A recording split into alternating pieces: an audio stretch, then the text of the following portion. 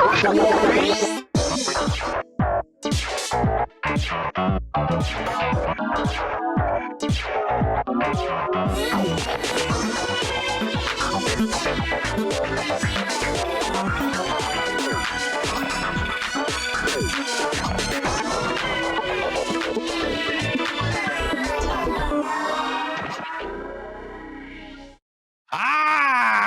the giant Bombcast. We're here to blow you away. We're blowing everybody this week. That's right. Finally. Last week we were pegging people. Now we're blowing everyone. That's right. We depegged these stable coins. What? And we're repegging everybody else. To the moon. Is that what they mean when they say like proof of stake? Yes. They're like, yeah. Hey, let me see your proof of stake. All right. I thought you'd never ask. Go ahead. Show me. We're all friends here. All right. Are we on Twitch? This is, well, it's our last time on twitch.tv. Here we go. Zip. This is the giant Bombcast. I bought an air blower. That's in case you're listening to the audio version. I don't know. I've been fucking I'm blowing air out of my it presses the keys on my keyboard. It'll press it's too much air. Too much air. Oh, it'll actuate a key? That's Yes. crazy. Yeah. It is as powerful. It is scary how powerful this thing is. I unpacked it this morning and well, at least my phone is charging again. I mean, that was why I bought it, because you get a little dust in that port and then it just kind of like doesn't work as well. And can you use it for like other things like, inflating pool toys and stuff if you line it up right, or what? I don't think it comes with any attachments that will work really well for that. Oh no. That would be really smart. But yeah, I don't know that it comes with anything small enough to fit in the kind of standard kind of pool toy. Just like duct tape it to the lip of the thing, and I mean, just have to custom blow it up, I guess, and see how it goes. We are getting to pool toy season, so it's my nice favorite to be season. Just hanging out with pool toys. I went swimming and played with some pool toys over the weekend. It was very nice. Sick. Fuck yeah. Just the toys. Just the toys. No swimming. No. I was just out me and of a the pool. fun noodle, just having fun. Just like in someone's backyard with a fucking noodle being like, woo! And they said, please, sir, can you get out of our backyard and stop with the pool toys? Where did you even get that? We don't even have a pool. Do you want to hear something so sad and stupid? Yes. That's all the time. Sad stories. All the time. Yeah. I have to keep my voice down because my wife is in the adjacent room. But the first summer of the pandemic, she was like, I want a pool. I was like, okay, we can't just buy that. So she got a makeshift blow up pool that was like, I don't know, 1,500 gallons or something like that. Okay. It was like larger than a hot tub. And we put it in the backyard and we found like a flat and it has like a filter and you put chlorine in it and the whole thing. That's crazy. It was like pretty advanced. She bought pool toys for this thing that were way too big for what we had. It was insane. It was like some sort of weird, stew that she was making, and things were too like a regular sized pool noodle not fit in this thing. Every day she'd go outside, check the pH. What was the diameter? What's going on with the pool right now? Oh, I gotta check this out. It's like, relax. You got a puddle in the backyard. Yeah. So I have a hard time visualizing. Was it 1,500 gallons? How big is that? Like height, width, diameter? Height, you're looking at like maybe 3 feet. Okay. Maybe 4. Diameter is like 6-7 feet. Maybe it wasn't like you could fit 5 people in there sitting comfortably. It was fun. Like we would rock it a lot because it's what was anyone doing the summer of 2020? Sure. Yeah. And it was fine, and it had like the same smell as like a regular pool, so that evokes the memory of like, I'm in a pool, I'm in chlorine, this is a thing, like I got to shower when I get out of here kind of thing. And it was just so cute and kind of a little sad because it wasn't really a pool. It was just sort of like did you pee in it though? I can't say I did. I might have. Oh no, my son stood up and peed out the pool. Oh, that's a gentleman. Like a gentleman. Move, yeah. He was just like, ladies and gentlemen, I need to pee out the pool. Hit his hat. Fair enough. Lowered his monocle. Lady, excuse the urine. That's That's very fancy. Did it make it to the second summer, or did it pop in some sort of nightmarish accident the way all inflatable pools do? That's a good question. So no, it did not make the second summer. Of course not. No. Like storing this thing was a fucking nightmare also, because you're like, what do we do with this like gross? We remove the pool in about October of 2020, and in its wake was a perfect like 9x9 patch of the most rotten, disgusting grass you could ever imagine. And this shit smelled like a fucking landfill. Okay, it was so rancid. How many times was your son peeing outside the pool? Now, for the first time, you're truly a New Jersey resident now. Yeah, your finally, own landfill right out back. We caught up with the toxic waste in our own backyard. No, it was because like all the grass was gross, and I guess like the chlorine constantly flowing over. It wasn't because of a couple tinkles outside the pool. That doesn't turn your backyard into a freaking nuclear waste site. It was insane. And it smelled so bad we had to like pour all this weird chemical on the grass. But I'll tell you what, the green thumb that is my wife turned that shit around in March of the following year, and that grass has never been greener, let me tell you. Great. Yeah. Okay.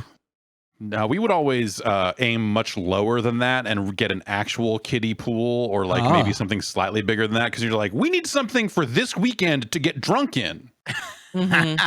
And you're like, we got like, I don't know, 4 or 5 people over here. Can we just like, let's go get one right now? And then it would sit out back for the rest of the summer until it popped. Some animal would fuck on it or something, you know, like whatever. Like rats would fuck on the pool and pop it. These raccoons are fucking on the pool again. And then the rains come and it washes away into the very corner of your backyard, and then it stays there for another several months. You look at it and go like, oh, remember we had a pool? Yeah, that was a weird weekend. That was weird.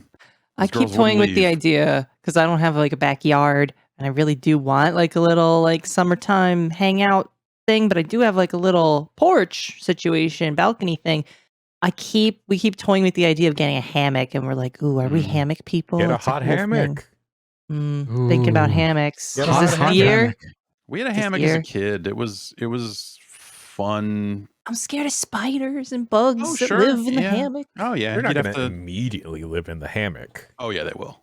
Oh. Yeah, they love that shit. I mean, they're going to be in the hammock more than I will be. It's like, this is already ready already. We just need to come out here and put some extra web down to fill in some of these gaps, and we're eating good. He's living. Yeah. Would you all potentially double up in a hammock? Like you and another person? Yeah, I mean, it's a scary weight distribution. Yeah, you're depends on the type of hammock. Yeah. Yeah, you are asking for trouble, perhaps, with that imbalance. A couple people could be, eating shit at the end of that. I'm not like balanced enough to probably get out of a hammock. Yeah, hammocks can be trouble. It's fun trouble. Yeah, it could be it could lead to like a fun situation. Like, oh, oops, I fell here. Whoa. Oh, whoops. Yeah. Whoops, I broke my clavicle. Oh yeah, that depends on like how your porch is set up or your balcony is set up, Jess, because then you don't want to fall out of the whole balcony. Oh yeah, that'd be hilarious. No, there's a railing. Don't worry. There's that was the I just cracked my face on the railing, but That was the funniest shit when whenever I think of hammocks, I think of fucking Reichert, who like only knew they existed once he had bought a house.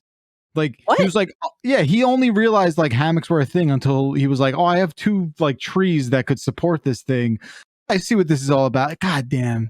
I'm sorry. I started to go down that road. It's just so fucking stupid. I'm jealous of his brain. I want that brain. I'm not. I am not. It seems like a fun time in there. I don't know. I just think like, why waste any time thinking about a hammock until you're living a life that can support a hammock? What you know about hammocks early on? You figure it out. You've seen a hammock. Have you watched any cartoons? Right. Yeah. Hammocks are big in sailors, sailors in some cartoon somewhere sleeping in their bunk and on hammocks or something. That's God damn.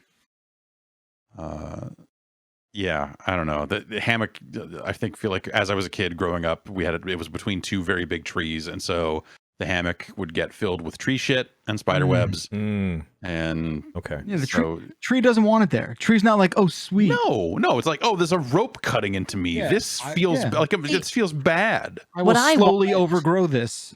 So like the best of both worlds is, and I think Florida's got this all figured out, which is they have nothing. Florida doesn't have anything figured out. Let me complete my sentence. Okay. Let me complete my sentence. Let me do it. I dare you.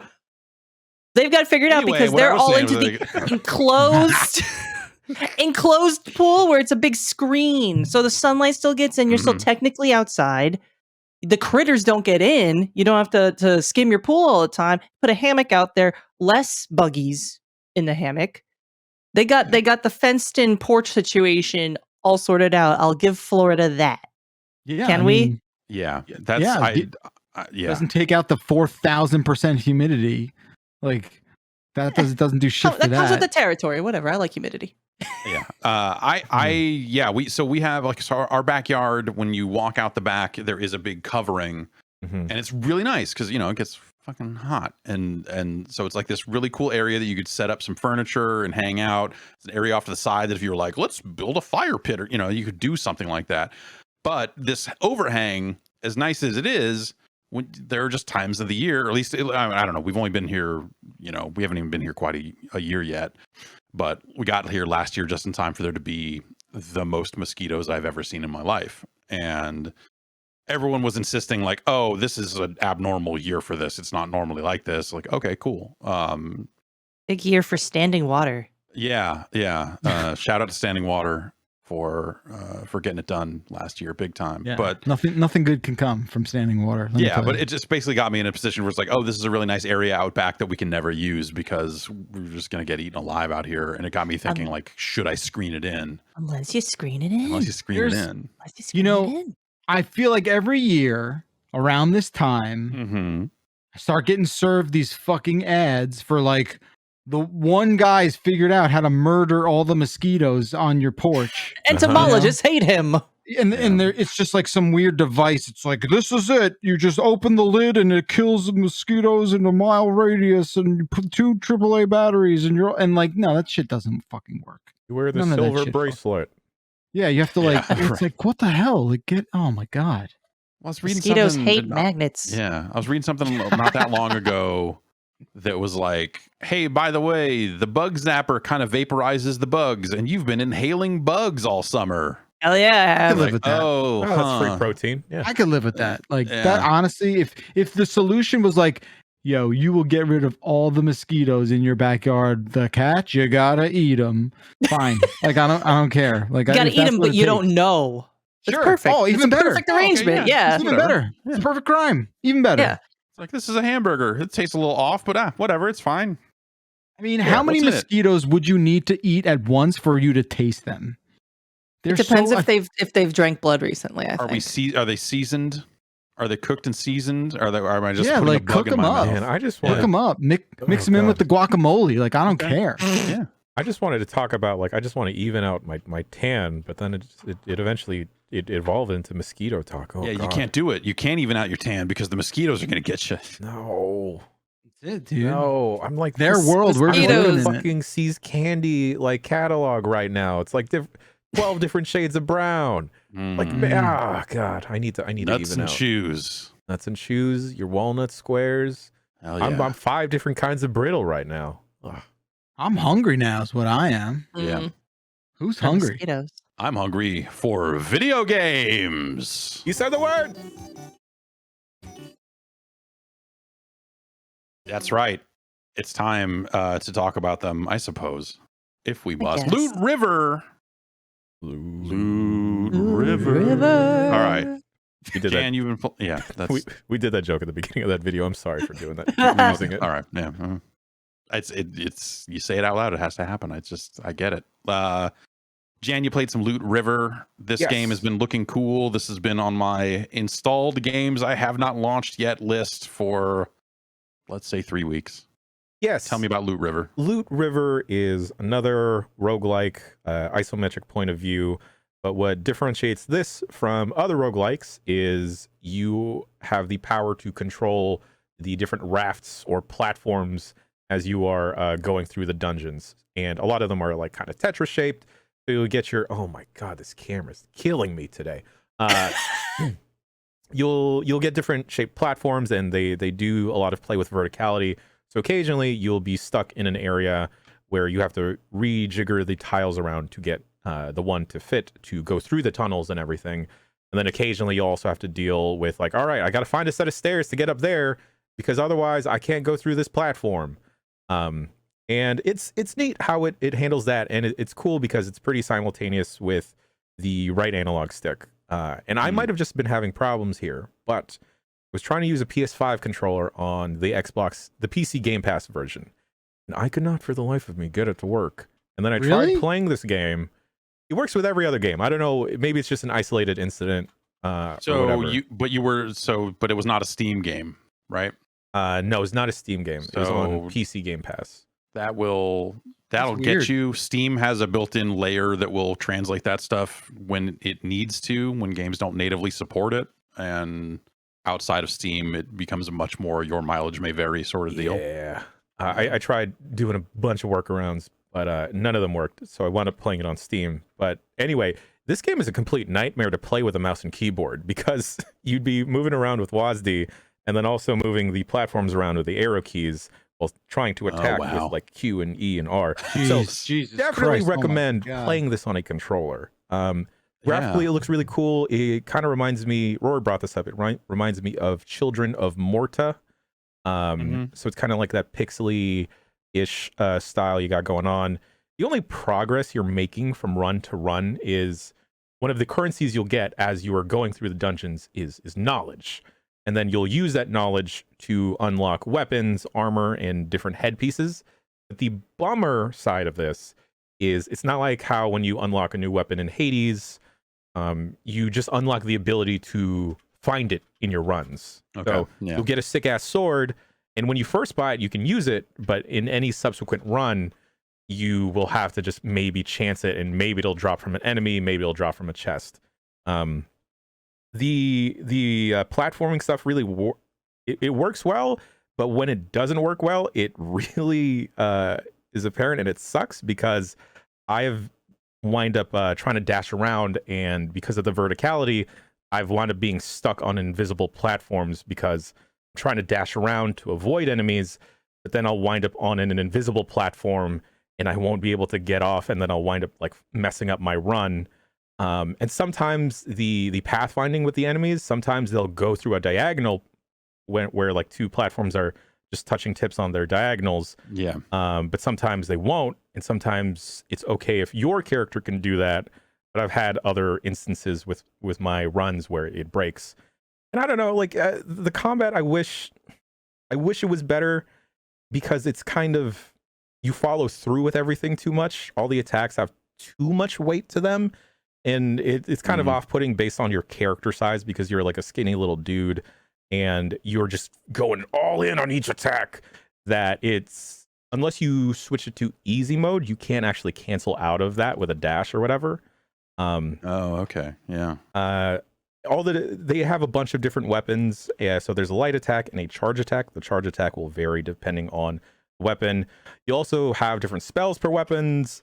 But in my time with the game, the different runs, I just wound up not using any of the charge attacks or any of the spells because I'm kind of just trying to get in and get out.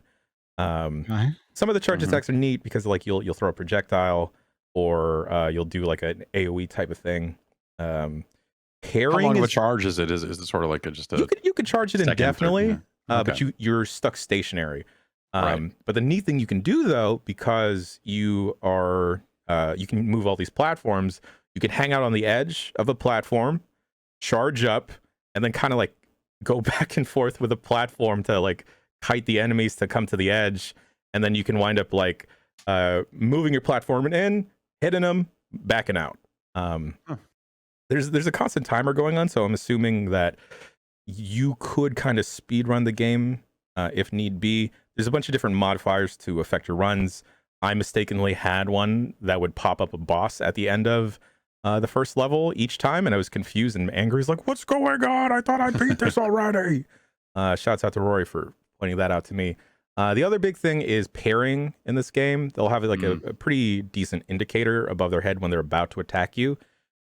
But the problem is, because it's isometric, sometimes the attacks don't actually like line up with you, and the parry animation catches you out so often that you'll be in the middle of trying to parry, you'll miss because the attack won't hit you, and then they'll throw in another attack, and then that won't line up. the game has the ability to be fast. I wish the combat just matched that speed, because you can zoom around these levels, especially with moving the platforms around. You can like avoid encounters left and right. I just wish that the encounters actually felt fun. And you can get quickly overwhelmed with everyone, because they're not scared about throwing a bunch of crap at you. That sounds cool, but like, I don't know. And also, for a game called Loot River, there's more river than there's loot. Okay. So should it be called River Loot? I guess River Loot almost implies more loot now that I'm saying it out loud. Right. Like a river of loot. Yeah. And in my head, I keep thinking it's like the flute loot. Yeah. That would be cool if you just had a loot that you could play at any time. Yeah, it doesn't do anything. Like maybe it does one thing somewhere. You know, when you really dig deep, but generally speaking, the loot does nothing. That'd be nice. This is also a very, very minor nitpick, but you can talk to different people in your sanctuary, which is like the hub area where you upgrade everything. Yeah. But it will keep replaying dialogue as you try and talk to people, instead of just ending the prompt altogether and then starting it again. It's a very minor thing, I realize, to get bugged about, but I've wound up staying at an NPC and mashing through dialogue only to realize, oh crap, they've been repeating the same thing for forever now. It looks really neat. I just wish it was more fun, because like, I don't know. I am again in roguelite fatigue, because Dead Cells feels great. Rogue Legacy 2 feels amazing at this point now that I've like gotten used to everything. But Hades kind of spoiled the isometric-ish style roguelike for me. And they really had hard. the like, it was weird to see Steam, maybe not that weird, but like Steam had their like, hey, we're having a rogue off here with all these rogues. Let's rogue off together. Yeah, we're gonna head out over here around back and sell you some rogue lights. And yeah, it just felt like we went through this phase of everyone being like, oh my God, every single game is this. You need to stop. And I don't know that there was enough of a reset before suddenly we saw another rush of games like this. And I don't know that people are necessarily ready for a ton of, I don't know. Rogue Legacy 2 was doing it for me, but I guess I never really got super fatigued on the kind of rogue light stuff. I was always kind of there for a good one, but I get it. Like some people are just like, I don't know. Some people seem like they're done with procedural generation to a certain extent. Which is maybe a weird. I think that's why something like Haiku the Robot was a neat palate cleanser, because like, oh, attainable progress. Oh, this map is going to stay this map. Sick. My little robot is going to stay this little robot. Oh, cool. I'm just gonna get out here and just go through this stuff they built. Yeah. I don't know. Procedural generation is such a fascinating. Like I like it a lot conceptually. Yeah. It's just like, oh man, a robot made this for me. But in practice, the bad generators feel like the bad generators. But some people do it really well. And like the loot, like the moving of the platform stuff in Loot River doesn't ever really come into play, other than just like, all right, gotta reshuffle this stuff over here. Now I'm just gonna zoom down here. And like the maps are pretty big per dungeon, but it never really feels like they're using that puzzle aspect effectively, other than just getting out of a situation or like a small thing, rather than it being like a big puzzle to work your way through. Yeah. All right. Well, I'll keep it installed. We'll see how it goes. Jess, you've been playing Chrono Trigger. Yeah, never played it before. Yeah. How are you? Which version are you playing? Because I know that there's been. This is on an emulator. Okay. So, and but it is the SNES. It is the actual original version of the game. It's not seemingly yes. Okay. I don't know much about it because my partner. Yeah. My partner set it up for me because he's the one who's like trying to indoctrinate me and put him in jail. Yeah, and like get me more into genres I'm not super into. I'm not big into JRPGs. Unless they have like a little like I'm not big into JRPGs that have a lot of grinding or are just menus. You're just do menu, do this. A lot of them. I know that's a lot of them. So, you know, I get unless there's a certain gimmick that keeps me interested, like as a kid, I played Pokemon Red and Yellow. And even that was a slog, even though I was like way into the anime and it was the cultural zeitgeist at the time as a kid. That kept me going, feeling like, oh, I understand these little critters and I like them. And the battle part was always like my least favorite part. I liked collecting the little guys and all that stuff, which is why I liked Arceus so much. Arceus, whatever. So I'm not huge into JRPGs unless they have like a timing element or something that's more like active gameplay than just menus. I like Paper Mario for that kind of timing stuff. And also like it's easy. I like easy JRPGs. I don't want to be like, oh, I'm buffed. I need to debuff. He's weak against this. And that is like, where I punch out of a lot of those games too, is the like buff and debuff end of things, when it just becomes all status effects are some of my least favorite things in video games. Yeah. And like a lot of juggling of like different, equipment for different like you have to have a really high familiarity with some of those, mechanics. And like, I don't find fun in that. I understand, like, if other people do, obviously, like what you like, no shame there. But it's like, generally speaking, not been for me, and I just haven't been playing the right ones. There's exceptions along the way, like I said, Paper Mario, Undertale, because it has so many like mini games associated with. That's a different thing at a certain point. That's like, it's like, it's not really that thing. Yeah. There's some others that I'm blanking out on right now, but I think Persona would, like Persona 5 specifically, would. I liked watching Persona. I liked watching Persona a lot. I watched my partner play Persona. Music, absolute slaps. But also another complaint of mine is that JRPGs tend to be incredibly, incredibly long. Yes. And I just, generally speaking, prefer shorter games. It's one of the reasons I like the horror genre, is that you can't keep people around for 30, 40, 50, 60, 100 hours and have them still be scared of something. You get too used to it. So that's why a lot of horror games are like little nuggets, little bite-sized we've guys. Got three ideas about scary stuff. Here it is. There's blood coming out of this toilet. Now what? There you go. We're done. So that's why like shorter experiences work better in that place. And of course, the JRPGs get to be, 200 hours long if they feel like it. But Chrono Trigger, so far, I'm liking it a lot. It does have like timing based elements that I didn't know about. And for being from 1995, it has a lot of like conveniences in it that I didn't expect to find in a game that old. It doesn't expect you to grind. You can walk past a lot of the enemies and not get into a fight with them, which is something I love. I love being able to just be like, you know what? Not right now.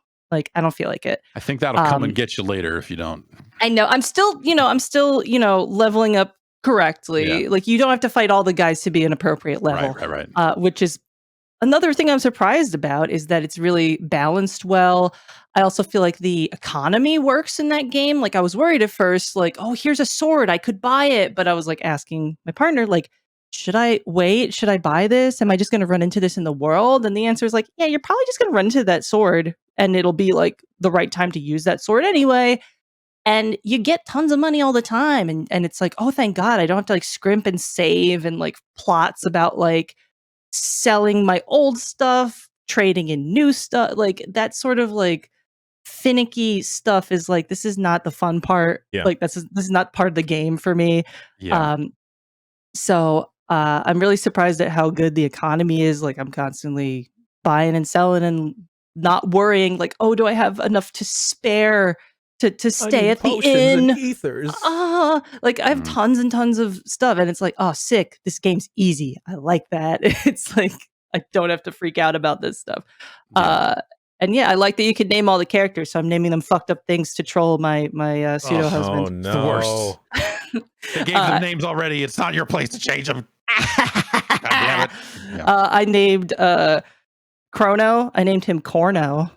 Okay. Gotcha, right. Bitch. His name's Chrono. That's a sick burn on. Fucked him up on corn and on Chrono. Wow. Got him. Take that, Square. Yeah, I feel like that is in some ways one of the last games of that genre for me. And when it comes down to it, because, you know, it's like I post Final Fantasy VII, everything went off in such a fucking direction. Because yeah, the grinding, all that stuff you were mentioning is stuff that I think definitely like helps push people away from that genre, especially as time goes on. But for me, it was when Final Fantasy VII came out, and it was just like, here's this fucking summon, here's this long ass cutscene, like that trilogy of Final Fantasy games on the PlayStation 1. I was just like, man, fuck this. I'm so fucking done. It probably came at a time also where like I had entered my 20s and was like, I have things to do with my time now that aren't sit here.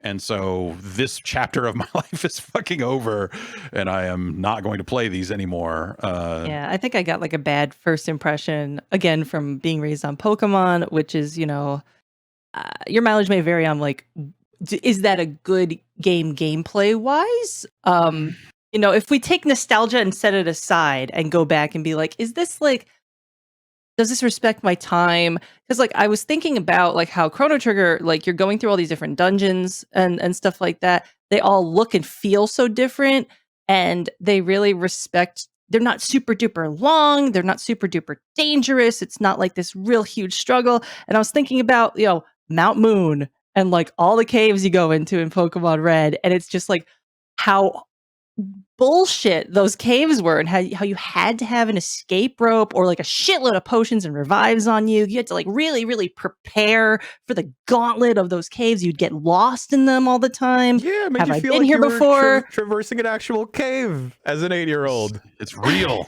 It's scary. And I just didn't find that fun though.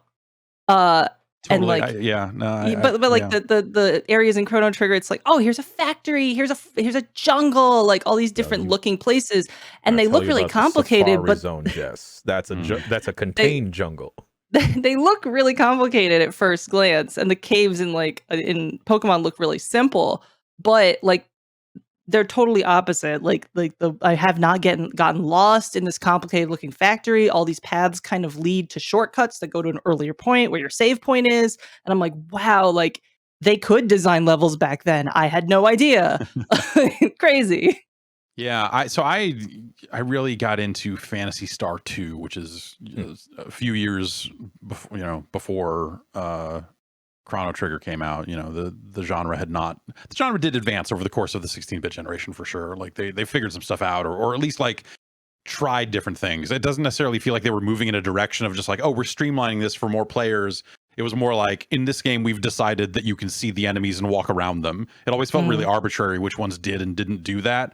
It never felt quite like it was, we've learned some things and now we're doing it better. And I always, whenever it comes up, whenever Phantasy Star 2 comes up, my first thought is like, I should fucking play that again. Because when I was in junior high or something, when I came out, I played the shit out of that game and finished it, and had to I brought my Genesis to Oregon where my grandparents lived, and they had a generator that didn't have power, and they were nice enough to run the generator most of the day for me so I could sit inside and play Phantasy Star. And you know, just like horrible for the environment, but hey, I had to fucking get through that shit.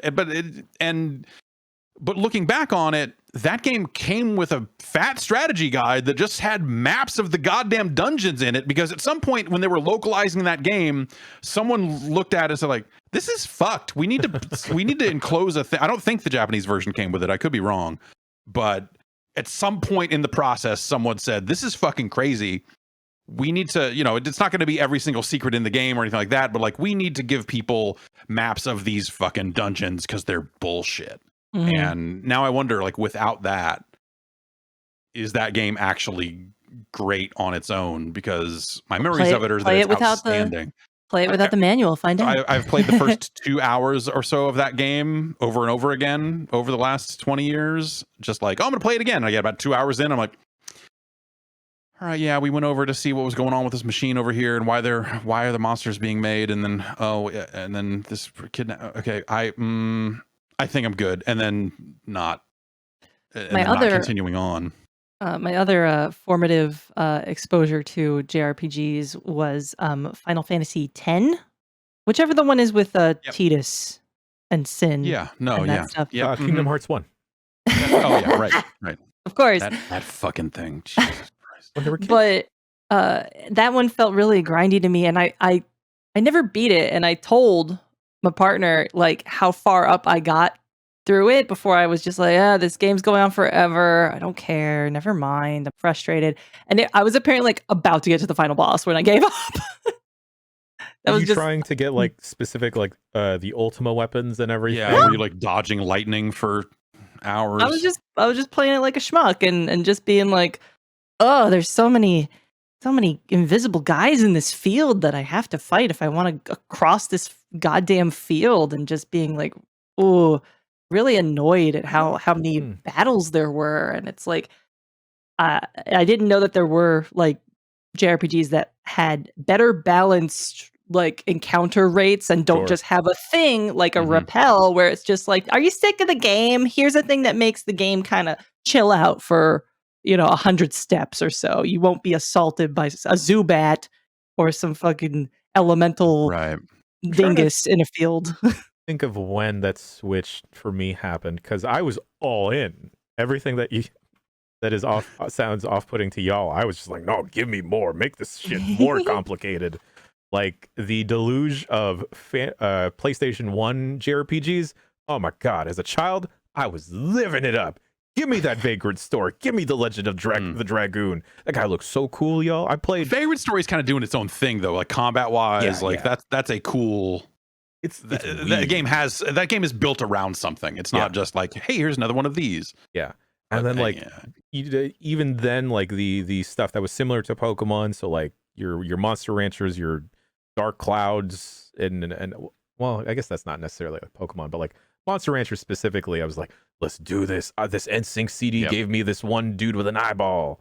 But then I maybe it was like around the 360 area that I just stopped getting into JRPGs, and then maybe like similar to Jeff, where I felt like just wasn't really respecting my time because I suddenly don't have the time to devote 20-30 hours into a JRPG like around the 360 era and everything. That guy, exactly him. And the man gave me this dude. Whoa. It's your boy Suezo. There we go. What's poppin'? Maybe I'm just I just like. Can we get turns. him?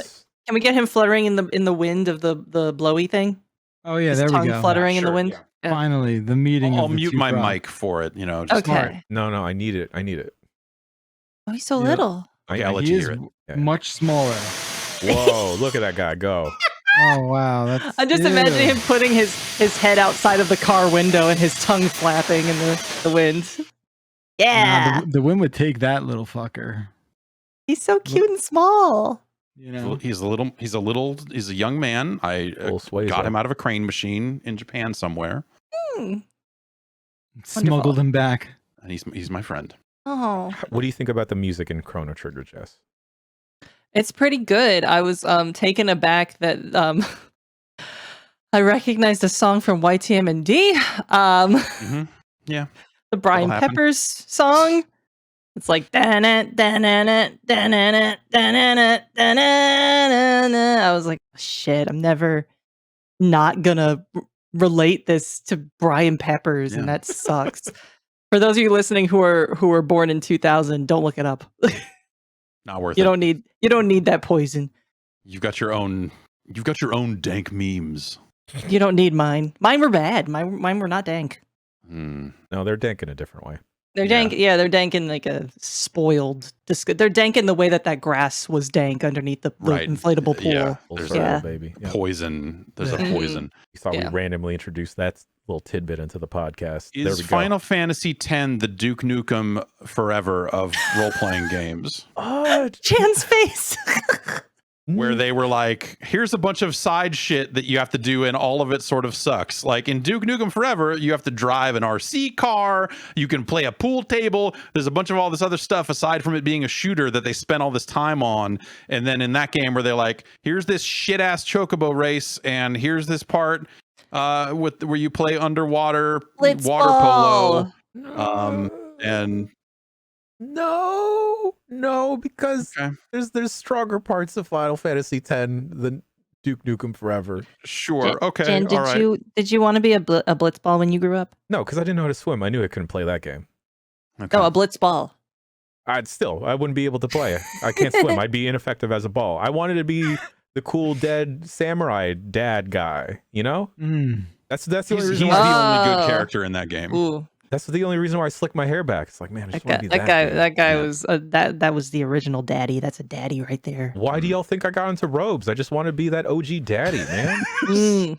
That was it? Yeah, that's it. It's just it was that, and then Can't be the OG daddy without them robes. Everyone knows that. Exactly. First step. Everyone knows that. This is how we unsexualize daddy. Thick robes and fat ropes. Exactly. Think about how much cooler Orin would be with a sick gold chain. That's right.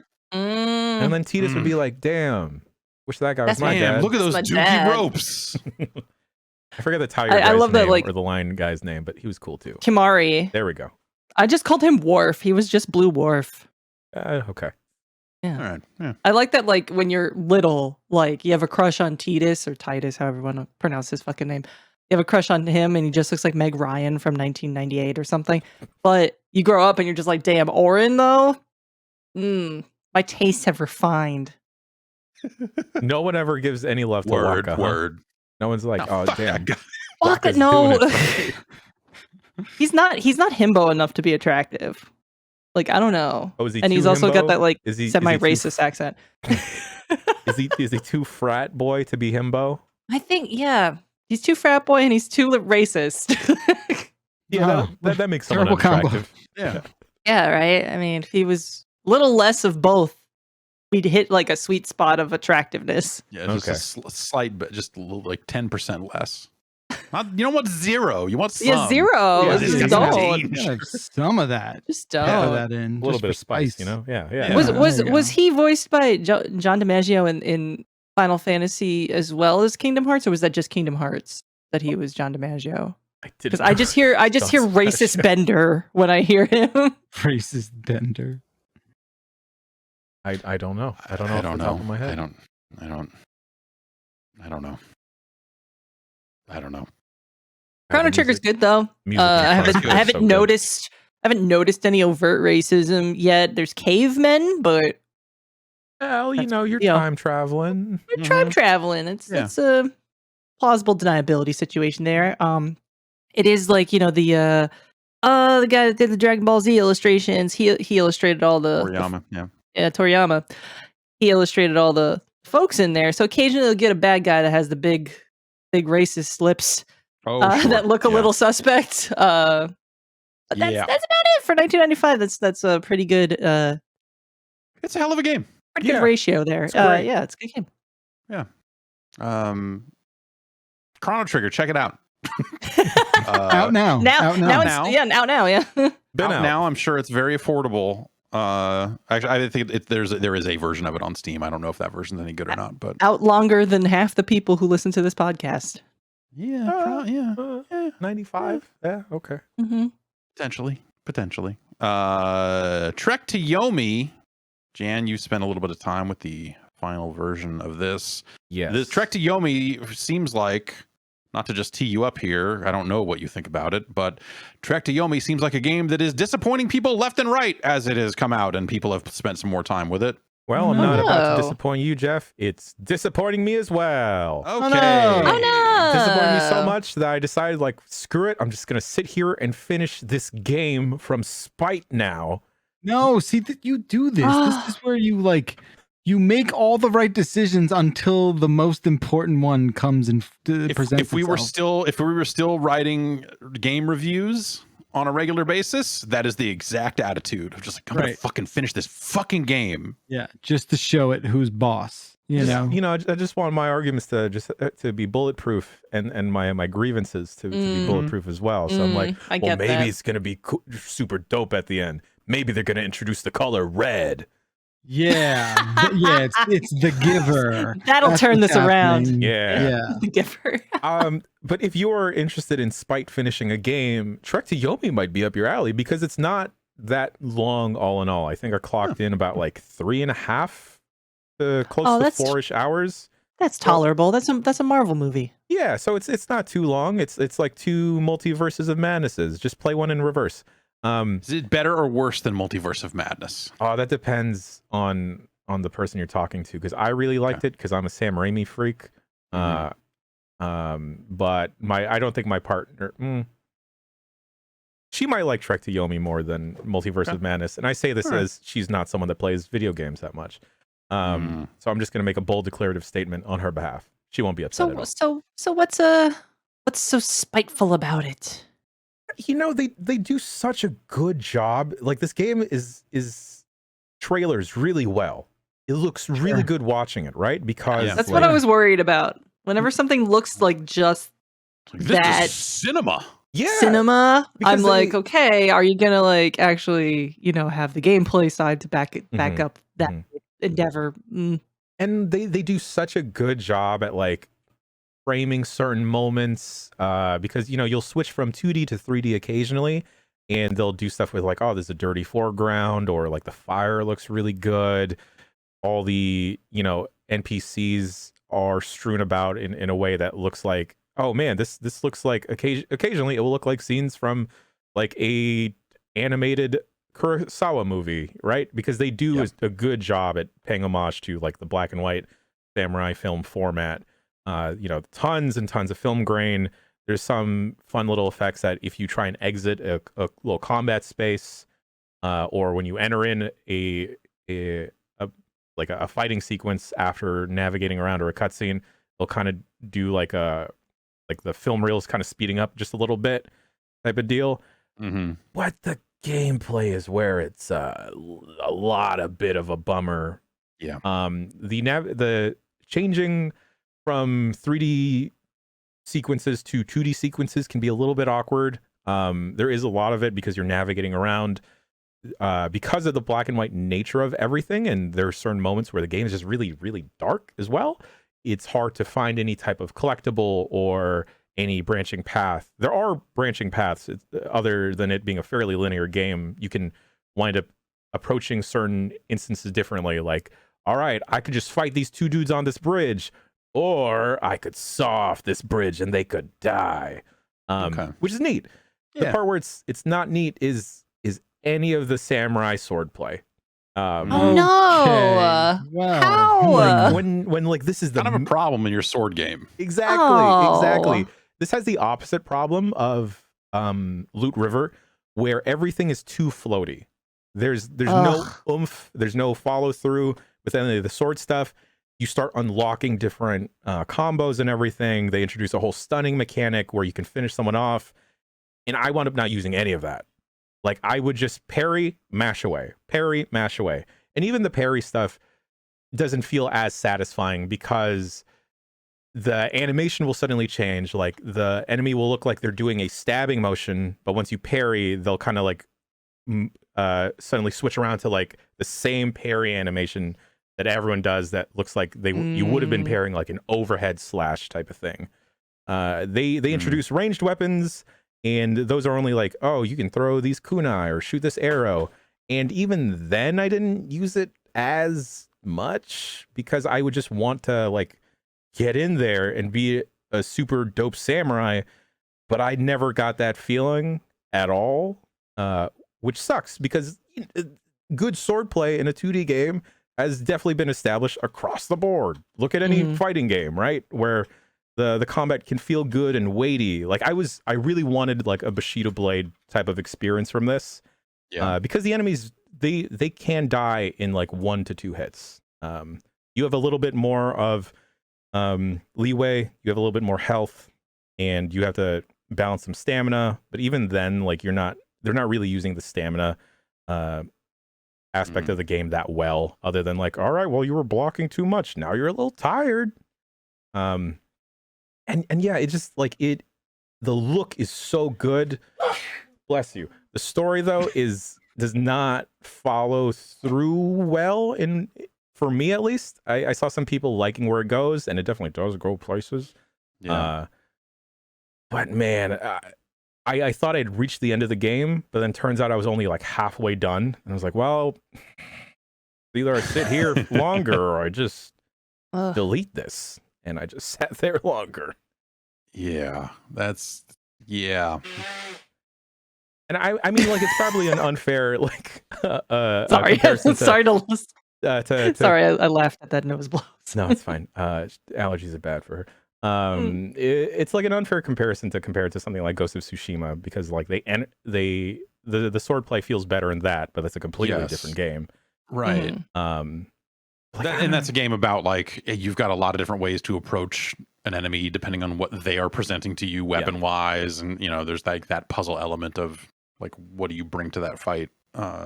I was kind of hoping that Trek to Yomi would have kind of like a Sifu sort of combat vibe to it or something. That sucks. Yeah. And then I feel like they wanted to kind of remain grounded with the gameplay because of given like how serious they're framing the story and everything of like, all right, well, this samurai guy can't have launchers and have air combos because we're in feudal Japan.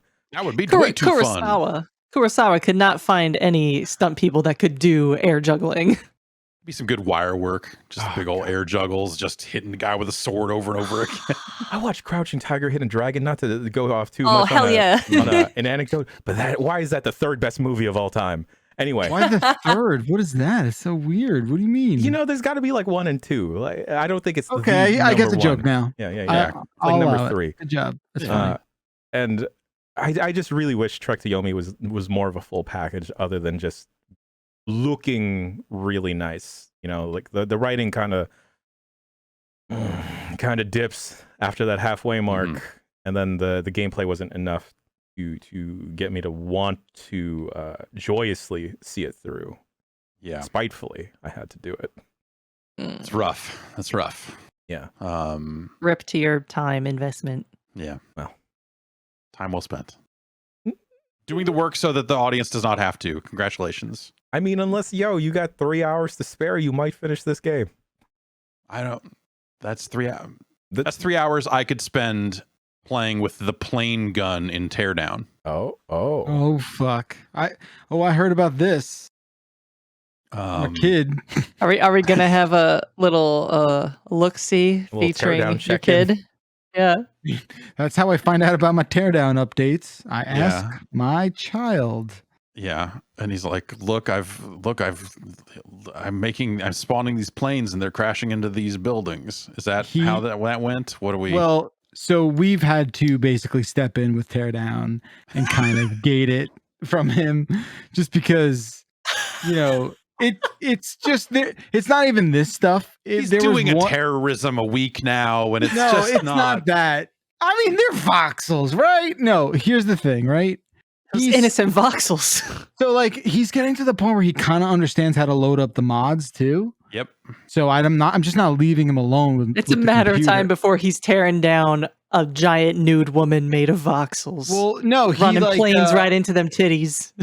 Yeah. So he's doing that. No, he's not doing that. He came across something that my wife kind of like, like moseyed across the living room and like peeked over, and she saw something. She was like, "What the fuck is that?" And it was this thing where he's got like all the guns, and like the guns are not like, even though they're like voxels, it's but like this one's shaped like a penis and it shoots these white things. It makes the gun noise. It's like so the guns do gun stuff. Yeah, the guns are guns, right? It was this fucking, oh my god, I don't know what it was. I don't know how he got to it, but it was like some sort of like target range where like you were killing gigantic people. So it wasn't like people-sized people, but it was like statues of like a Statue of Liberty-sized person. But when you shot them, they had like organs inside. But like whoa, voxel organs. Again, there's no like blood. There's no like gore. Yeah. But when you catch it, and you're like, huh? You're like, Stan Goodbody over here. No, it's like, no, it's not. Yeah, it was like, oh no, that's just a person like a mile tall and not real. It was just very weird. So she was just like, let's not. I'm like, you're right, this is bad. And then he watched like his favorite YouTube player who is showing the new sort of fucking mod that they got out here, and things got a little gnarly, and He's like, I don't get it. Why can't I get that mod? I thought all the mods are open to anyone who has the game. You're fucking lying to me, Dad. And I was sort of like, oh, I don't know. This one doesn't work on our version of. Yeah, Teardown. we got the old Teardown. We need the new Teardown. Yeah, I don't know. We have the real Teardown. He's got the bootleg Teardown. Yeah, exactly. Yeah. So there's a couple of different versions of the plane gun. Okay. I'm using the one that makes big planes. So is it like to scale planes and not just like little airplanes that I'm imagining in my head? It's both. So basically, it's if you use I believe it's right mouse. This is like the Boeing version of the plane gun. Yeah. If you're looking in the Steam Workshop for yourself. And one of them just spawns smallish planes out of and just fires them in the direction, so you can just shoot them and stuff. What's the size? 1,500 gallons of plane? Or? Yeah, about 1,500 gallons of plane is probably what cool. we're talking about here. To be clear, it's very cool. It's very cool. And then the other button, you push it, and I haven't gotten this to line up right yet to really do what I'm trying to do, but you push the button and then step back, and then it takes a while, maybe like 40 seconds or something, and then a big full-size plane spawns in from the left and just flies in. And so, but it keeps flying in front of the building and not into the building, and that's a problem. So, so it's not, that part's not working out so far, but, it's pretty good. It's pretty good. The workshop is filling up with a lot of weird stuff. There's a bunch of backrooms maps of just like weird infinite mazes full of robots, like infinitely generated hallways and all kinds of weird shit that people are doing with Teardown now. That it's out early access, has been for a little bit here, and I don't know. It's become a good kind of wind down sort of game that you can kind of check out like end of the night, like before I go to bed. What if I blew up some buildings?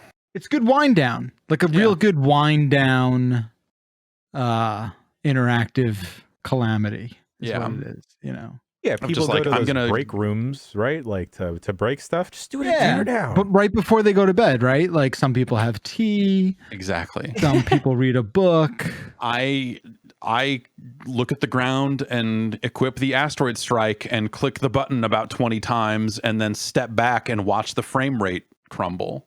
Yeah. And then watch it speed back up. Reliably crash this game now on command. I did some stuff that I thought for sure was going to crash it, and it survived. I was very it was a similar situation of just like, okay, I have like all of these very heavy weapon mods of airstrikes and asteroids and planes, and just like kind of hit all of them. And the frame rate went down to, seconds per frame instead of frames per second, but it hung in there and eventually was like, okay, we figured out where all these voxels were supposed to end up. And now you can continue playing the game. I was like, oh, geez. We're gonna skip that part. Yeah. We're gonna fast forward to. You may have heard the fans spin up for a while. That was us figuring it out. Don't worry about now this. We're Easy okay. Solution, Jeff. You just use your new air gun thing to just make the fans go faster and cool down your computer. That's right. Yes. Yeah. If I could cool. Yeah. We're using science. We're using science here. Yeah. That's a great idea. Speaking of fans spinning up, I got a hold of the it's the video scaler that people are using to up-res videos to 4K. And I thought your segue was going to be, speaking of fans spinning up, Silent Hill rumors. Yeah. Fans are spinning up. Fans are spinning up. All 12 Silent Hill fans are excited. With these hot rumors. I do enjoy that. I do enjoy that angle of like, in the way I fake dunk on cats a lot. This is a fun fake dunk on Silent Hill. Like, gee, both are aimed at me. Funny that. I would be saying all of this if you were not here. That is still exactly what I would say about fucking the Silent Hill franchise. Why are we wasting so much time talking about that? And I like Silent Hill too. I like Silent Hill a great deal, but it's equally fun to dunk on for sure.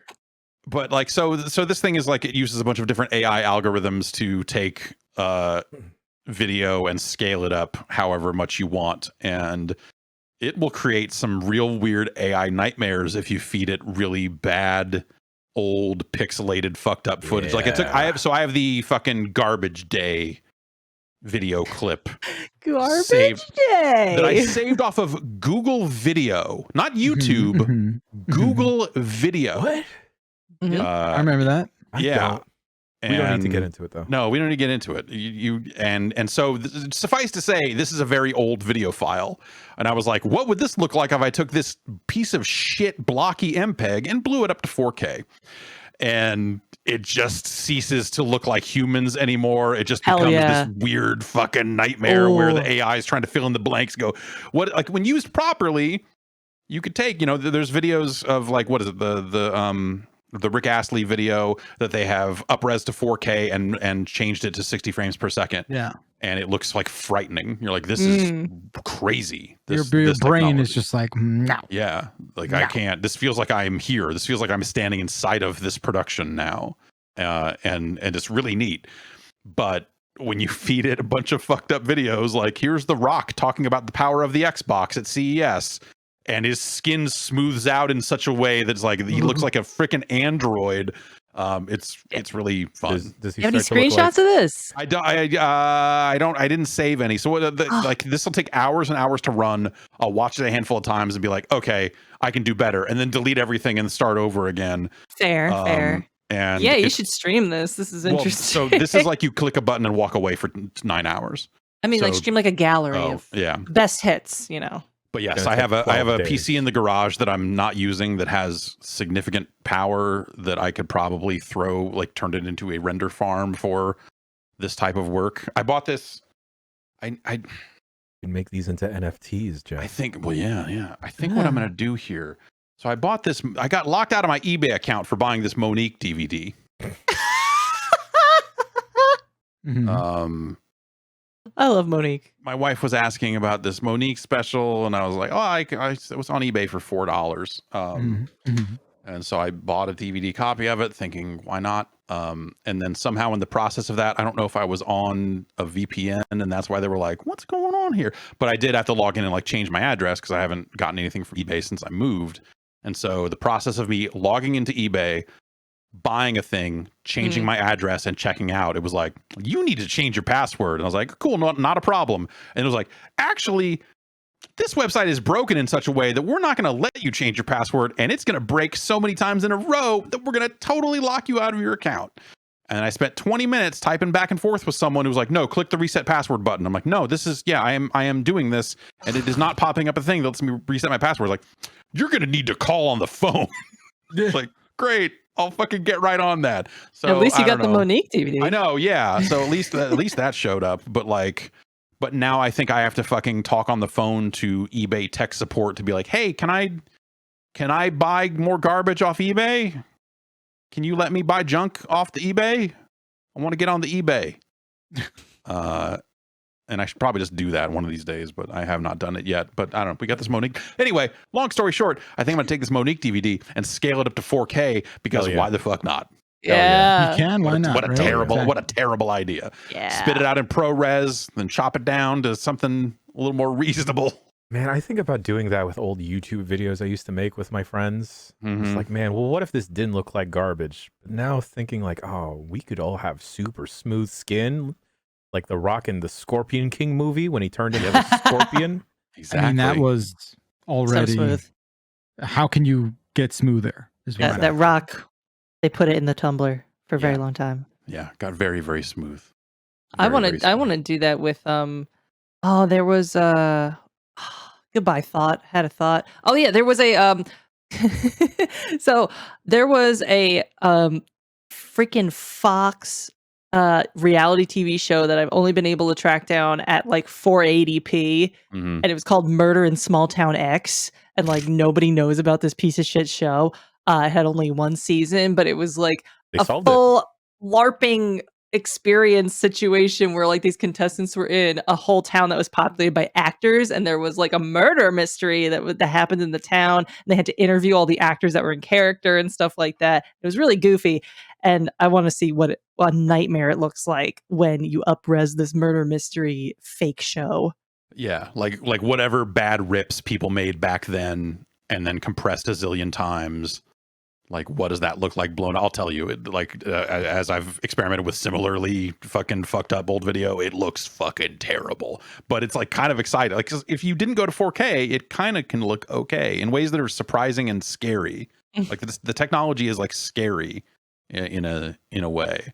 Do you think if I up-res SpongeBob episodes from those old GBA carts, maybe just a 1080, they would look comparable to modern day SpongeBob? Or No, they would freakish. They would probably try to deblock it as best it can, and it would probably look simultaneously better than you expected, but not as good as you would hoped. Fantastic. Off model SpongeBob. Yeah. Still into it. But also you can like reflow the frames. Like basically you can say, I want to take this. So I was taking an episode of the classic cop show, Sledgehammer, the classic comedy. And I was like, what if this was 120 frames per second? Wow, so it's like I'm watching a play. Yeah, so I can live the true nightmare. 60 frames per second. The soap opera effect is not enough. We want to go beyond. I want esports quality episodes of Sledgehammer. And so I let that run for about the first 10 minutes of the show before I was like, okay, I'm going to bail out on this. This is insane. And it just looks fucked up. It looks like someone is like turning the crank on the show. It looks faster than it should be because it looks so smooth. Mm-hmm. Yeah, because there's stuff that's not there. Yeah, and right? It is interpolating, adding all these frames, all this other stuff. It's Topaz. What the name of it? Someone was asking. Topaz Video Enhance AI. They sell it for a couple $100, and it's yeah, I don't know. Taking television shows of the 80s and making them 120 frames per second seems like exactly the sort of thing that we should all be doing nowadays. It's not enough that the television can interpolate the frames. I need to get in the middle and fix it myself. Just wait down the road when that kind of behavior is used against you to predict a certain pattern of behavior. Look, Your Honor, look what our the defendant was doing to 80s television shows back in 2022. Need we say more? What if you took 80s pornography? All right, hear me out. See, this is a slippery ass slope. No, I'm back on board. Tell me about this. Asses look so slippery. Yeah. I mean, slipperiest asses in the game, son. You think? Okay. All right. Do you think someone that works at one of those VHS digitizing places, someone has brought in their old collection to be like, hey, I need this digitally preserved, please? Without a doubt. Okay. Yeah. That's all I wanted to ask. We don't need to explain. Like, I mean, presumably someone, you probably have to find one of those people who is willing to do a thing off the books, maybe. Like, listen, I got a bunch of 70s porno. You convert it to DVD for me. I want to see DVD, not video files, not MP4. Not Blu-ray. DVD. So I feel like if you're showing up with DVD. I run a sperm bank. These movies work the best. I need to see every pube. We don't want anybody clicking. Okay, we don't want no community. I don't want no one touching a mouse. I want a DVD. Simple. I want you to author this DVD so that it auto plays when you put the disc in and just loops. No menus. Skip the menu. Go right into scene 1. And also I want to record custom commentary for it, and I want that in an alternate audio track for me separately. Oh shit. Okay. All right, now hear me out. Funny. Custom riff tracks clips. Of 80s porn. Oh, I mean, like, are we talking about the setup phase? Probably. I mean, probably. Like, if you want to actually make effective riff tracks clips, then yes, it is the non. Then that's perfect. Yes, the non-sex portions of it. God damn. The sound effects will get so much use. Oh yeah, just make some custom sound effects. That'd be good. You know what? Like. How do you share that? How do you? I don't. Well, where can you play there? Like not on Mega. There's a song. Not on Giant Bombs. GiantBomb.com / redirect.html !mega.co. Yeah. I don't know. That's yes. Deathstroke points out in the chat that Dave Attell totally had a show that was him. They were like riffing over porn. That totally did exist. When? Yeah. A show where? Was that on, what like, Insomniac Much Music was? Or something? Like, no, yeah, that's yeah. It's not. He'd go out and hang out in bars, but then like there'd always be 5 minutes at the end with anyone he took back from the bar. Was like, all right, now check this out. I forget. Here's a microphone. I forget what show. Oh, apparently it was on Showtime. 2011. Really? What? Yeah. What was it called? According to chat, it's called Dave's Old Porn. Fuck. All right. Which makes sense. I got a little bit of research to do here. Yeah, I feel like that's right there in line with ICP did a show like that, but it wasn't porn, if I remember right. There was a show where it was like ICP and like Kevin Gill and whoever else that were doing some kind of show. Kevin Gill, who worked on the IDOS production Backyard Wrestling and then became like a very prominent juggalo and wrestling announcer. And prominent juggalo is an oxymoron. I don't know. I don't know. Jumbo shrimp. All right, that's going to do it for video games. Forever. They're done. We'll be back. We'll talk about some news after the break. Hang in there.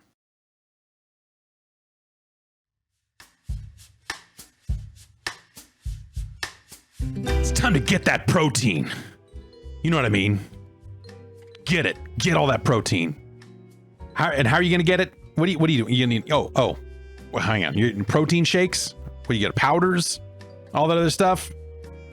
What are you carbo loading? No, you're not. You shouldn't be. Everyone should be trying to eat a little bit better, huh? A little bit better than you are. You know, I'm not saying, hey, cut back on everything and, you know, eat water and protein powder for the rest of your life. You know, no. You got to live a little. And now you can live a little without getting a zillion grams of sugar and carbs and all this other stuff by making the smart morning choice of Magic Spoon. Yes, a nice bowl of cereal, especially as we enter the summer. I find the nice cold bowl of cereal to start the day is a must. And now you can do that in a much more healthy way than eating the same cereal that you have been eating for the last 30 years that was made for kids so that they can go bounce off the walls like lunatics and hopefully tire themselves out before bedtime. No. The future is now. The future is Magic Spoon. Let's talk about it. Let's break it down. Here's the breakdown. Magic Spoon. These cereals have 0 grams of sugar, except for the honey nut flavor, which has 1 gram of sugar, which is almost 0. 13 to 14 grams of protein and only 4 net grams of carbs in each serving. It's only 140 calories per serving. Magic Spoon's cereals are keto-friendly, gluten-free, grain-free, soy-free, and low-carb. And okay, all right, this isn't, what flavor is that? You got a lot of flavors to choose from. You can build a custom bundle so that you have multiple Magic Spoon flavors at your disposal anytime, day or night. What flavors are we talking about here? Okay. How about cocoa? How about fruity?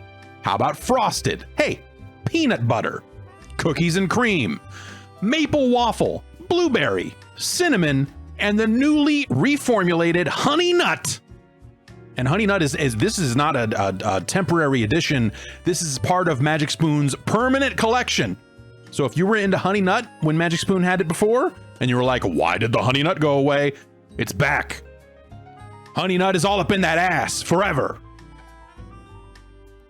That's why they brought it back, because because everyone wanted it. It sold the hell out. It was delicious. Everyone was like, give me this honey nut. Honey nut, quite a popular cereal flavor for a long time. In fact, you might notice these flavors really run the gamut of the kind of the archetypal cereal flavors out there on the market.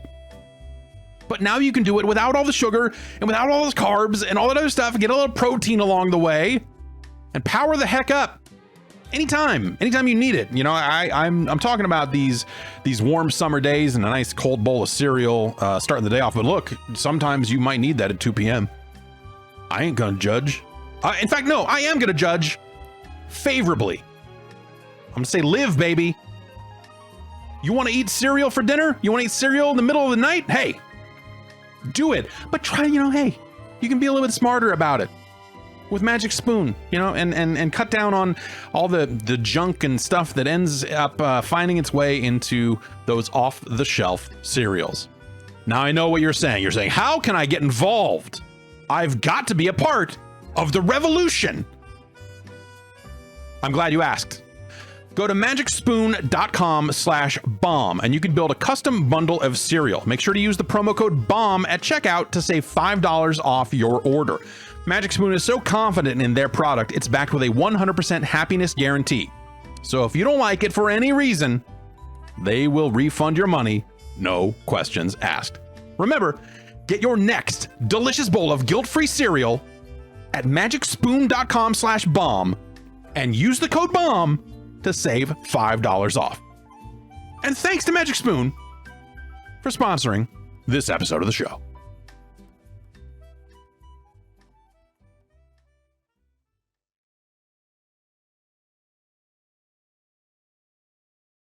I have my tonsils too. Do we all? Anyone have their tonsils out? Is that I think I have mine. I got them. Yeah. I also still have one wisdom tooth. I have one also. No. Really? I also have one, but I was only born with 2. Yeah, I only had my tops, and that's why they took them out. Because they were like, when these grow in, they're gonna come and get them. I only had 3. This one's gone. This What, one's like here. Still. Why is that still a thing? Like, evolution should have slowly but surely gotten rid of those bad Larrys, no? Like, maybe evolution's not real after all. Maybe they were right. These dinosaur bones have only been in the ground for 40 years. Why are there still apes? More people without wisdom teeth need to start having babies. That's the thing. Yep. Everyone I know, well, I can't say that definitively, but I feel like I don't know many people. I do not know a lot of people with wisdom teeth. Well, I mean, did they take them out or did they not grow in? Right, they've taken them out, I guess. I'm talking about, I would imagine like, evolutionary changes take hundreds of thousands of years. Because naturally, I was not born with the lowers. All right. So we're on our way. Yeah, we're on our way. Same here. Like I did not have lowers. That's why they took out my uppers, because they were like, these are gonna. So we're both highly evolved, is what we're saying. Exactly. Yeah. What's super weird is like so many like it is a very awful process. Like it is not. Yeah, it sucked. It's bad. I had all 4 at once. They knocked me the fuck out, and it's bad. And I don't remember it. I just remember. They didn't knock me out at all. I got to hear all the fun drilling noises. Wait a second. I thought we've evolved. You didn't you didn't get taken out to remove your wisdom tooth? That's crazy. What? You didn't get put out? They might they don't like to put people out if they don't have to. So maybe they do it. They probably put people out a lot less these days. Oh, I feel like they do like doing it because it's expensive. Well, it was also on its way out. Like it was not like it was impacted, but it wasn't fucking me up or anything. It was like just growing out. It was just growing out like a regular tooth, but at a 90-degree weird angle. And it was just like, and to quote my dentist, he's like, "Yeah, that sucker's out of here." They just like all they did was had to like. I was technically conscious when they did it, but I sure as fuck don't remember it. I remember sitting down and in the lobby of the place, and then I remember my mom driving me home, and that's it. I don't remember any part of my right upper is still in, and it's like scooting its way out. It's a normal tooth. I can brush it. It's not under the gums or anything. Brush it. Don't enable it. Don't wasting my time. You got plenty of other teeth to brush. Spend your time on the real ones. What is that one there for? He's never gonna leave if I take care of him like this. Exactly. Right? All you're doing is like giving him a reason to squat. Just fucking treat him like shit. Don't feed him. You know, get the fuck out. It's like a bad. You pay rent here. Yeah, exactly. It's like a bad roommate, just on the couch all the time, high as hell. Let's get into the news about video games. The pivot was too quick. There it is. Yay. Breaking news at this hour. They have announced some of the games coming to the new PlayStation Plus. They are rolling out that 3-tiered strategy of low tier being the here's what you already got stuff, and then various additional layers of games. And so this is I'm trying to here's a look at the games to come is what they what they said. Here's an early look at some of the games that will be included during the launch time frame.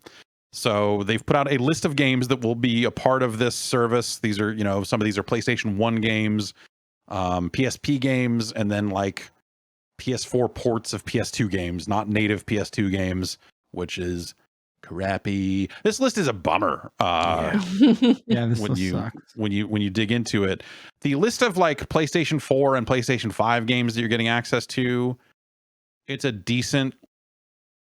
It's an okay roster of games. You will get knack. Yes. Phew. Thank God. You will get the PS4 port of Medieval. You will get both of the Spider-Man games. Wait, hang on. Okay, you will get the PlayStation 4 version of Marvel Spider-Man. You will not get that remastered version that they did for PS5.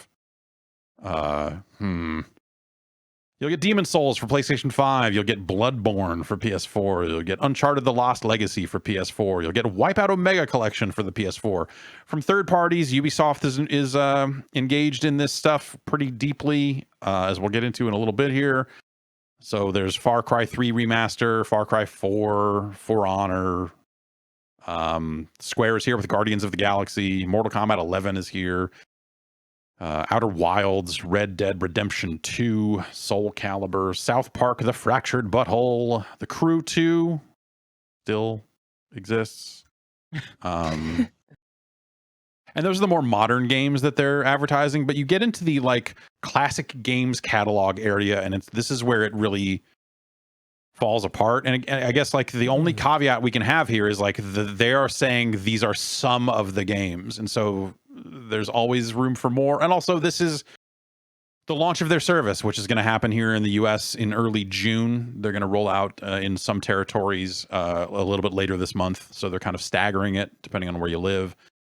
On the classic games catalog section, here is the list of games they have listed for PlayStation and PSP, which is a weird grouping to begin with, but that is how they've chosen to group them for reasons that will become clear. From PlayStation Studios, you will get Ape Escape. Hell of a game. Lovely game. Great game. Great game. Everyone loves Ape Escape. The game that made the analog stick make sense. Hot Shots Golf. It's a pretty good PS1 game. They've made a lot of those. I don't know that the first PS1 game is the most representative game I'd go with there, but okay. Intelligent Cube. All right. Mm-hmm. It's an interesting puzzle game. It's weird. The people who like it for sure. Jumping Flash, which is a bad game that I love, where you are a robot rabbit and you can jump really high. Oh yeah. It's a weird shooter platformery kind of thing that's the sort of game that just doesn't get made anymore. Yeah. And that's like the type of like early PlayStation game that was like, man, this is a really weird platform. Like it's cool to have like the legacy of a game like that kind of established, I guess. Siphon Filter. Everyone loves Gabe Logan. He's like Solid Snake, but good. His hips swivel so well. Whoa. Whoa. Shots fired. He's an OG daddy as well. That's right. Yeah. The Siphon Filter was a good game. It has not aged super well. It is not an especially fun game to go back to. And the PSP version of Super Stardust Portable, which is one of Housemarque's dual joystick shooters. What they did Super Stardust for PS3, I want to say. That was like the good Super Stardust. Anyway, that PSP game's probably fine, but not.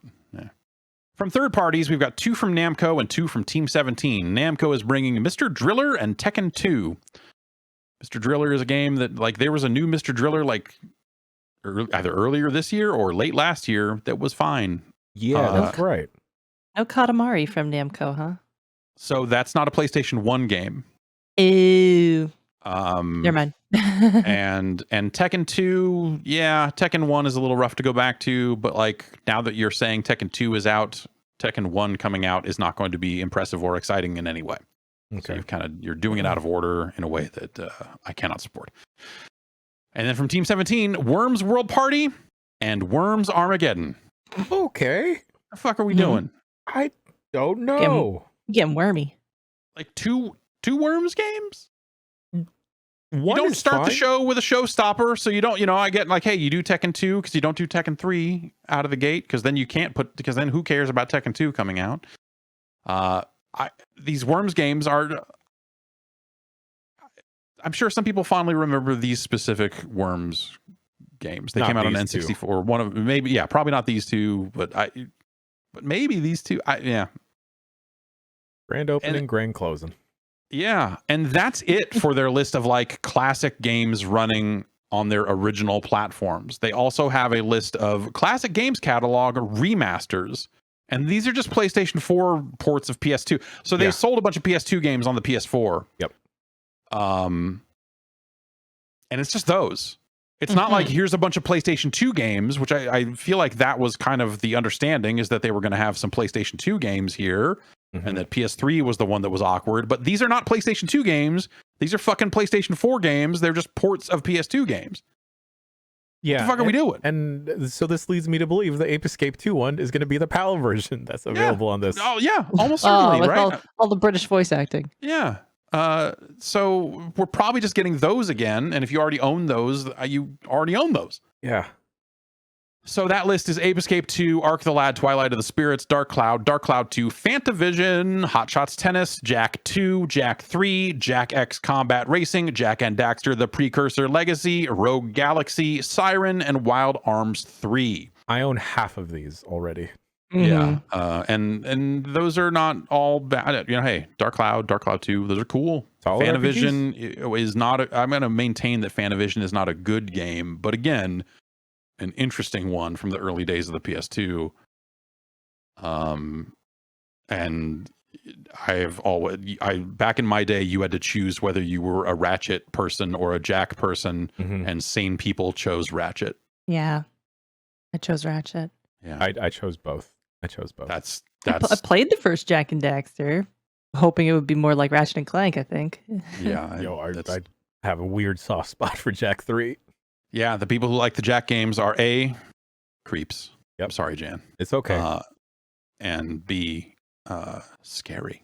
I take no offense to any of this. This is all true. Fair enough. Yeah. And then from third parties, there's BioShock Remastered, Borderlands The Handsome Collection. It's weird that this is like part of the classic games catalog, because these are just fucking PlayStation 4 games. Yeah. Some of them are re-releases, but like Borderlands The Handsome Collection is just a package of PS4 games. Bulletstorm Full Clip Edition is I guess that was originally on the previous generation, so that's but these are PS4 games. Lego Harry Potter Collection, Kingdoms of Amalur Re-Reckoning. What is this? What is that? What is Kingdoms this of Amalur Reckoning was Googling it. action RPG-ish sort of third-person action adventure game. Composer Greg Kirkhope. It's not bad for what it is. Todd it's a McFarlane is one of the designers. No, this was the franchise that the state of Rhode Island ended up owning, because they were also working on that MMO. What? And Kurt Schilling, the baseball player, a wonderful human being. What is this? Cool. I've heard. Yeah, no, the lawsuits around the Amalur universe are legendary. And this was the only game that ever shipped, and this was like the side story action adventure thing. The MMO never made it out. Someone eventually bought all those assets to that MMO. Somehow I'd never heard of this. Oh my god, this is weird. It's you're almost better off. But anyway, Re-Reckoning was a re-release of Kingdoms of Amalur Reckoning that they put out like last year or the year before, whenever it was. So it's like a relatively recent reissue after THQ Nordic somehow picked up the rights to it. It's just an awkward list, and for them to call this like part of their classic games catalog, I feel is like slightly disingenuous. That list is not making me race to upgrade my current tier of PlayStation Plus, because nothing is. I don't know. Definitely, like it's a really it's a pretty paltry offering. So then also in some territories, if you live where the cloud is or where the cloud goes, you get to play some PlayStation 3 games via streaming.